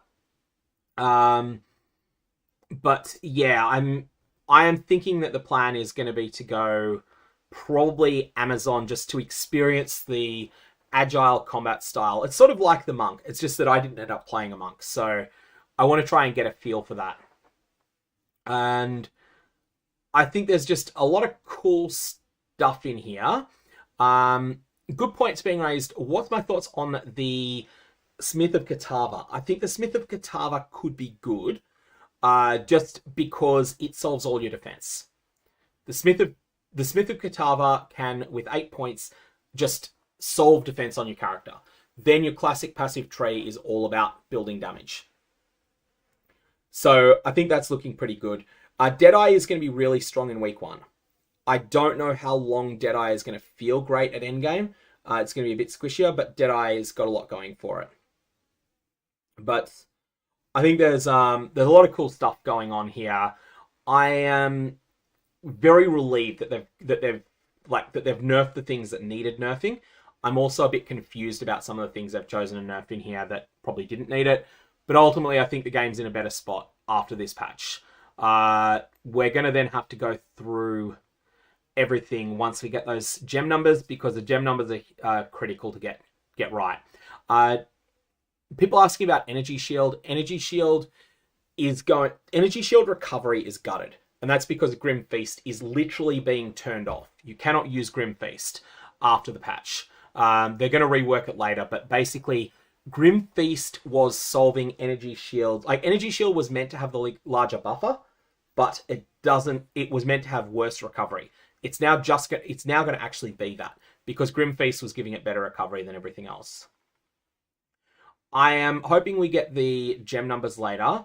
Currency generation is going to be an interesting thing. I think currency generation is going to be worse primarily because top end breach stuff is going to be lower. That's actually going to mean that currency is going to be worth more, because there's just going to be less of it in circulation. So where, for instance, in 010, there might be, I don't know, 750 Divine Orbs generated for every 1 Ingenuity Belt that's generated. Now that number might be 220. So, yeah, I think most of this they've gotten about right, but some of the ascendancies are still missing things. Like, I have no interest in playing an Acolyte of Chayula now.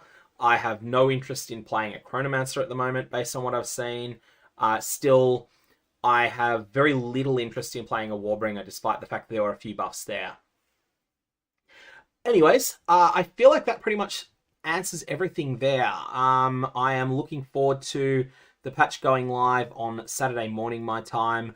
I am going to say that, I don't actually think I'm not going to get up early. Like, I've decided that the last couple of times I've done that, I've ended up making myself just completely exhausted, and then I start playing really badly because of that.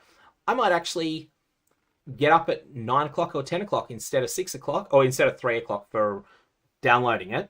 I may actually end up starting behind the curve a few hours, and then, like, people can just bounce over to me with stream. So that's my plan. I'll be streaming on Twitch for gameplay rather than streaming on YouTube. My general approach is YouTube gets the stream if it's going to be of interest to people after the stream ends. That's the intention. I think that's it, though. May Avalobs have interesting results, and I will see you folks all around. It has been fun spending the afternoon with you all, but I am going to start doing some theory crafting, and I'm probably also going to have to start writing some articles on Mobalytics over the next little while, because I've been partnering with them, and they've got there's a bunch of things that we've got to get on top of. So I've got to see exactly where the plans are going. Thank you all. Have fun.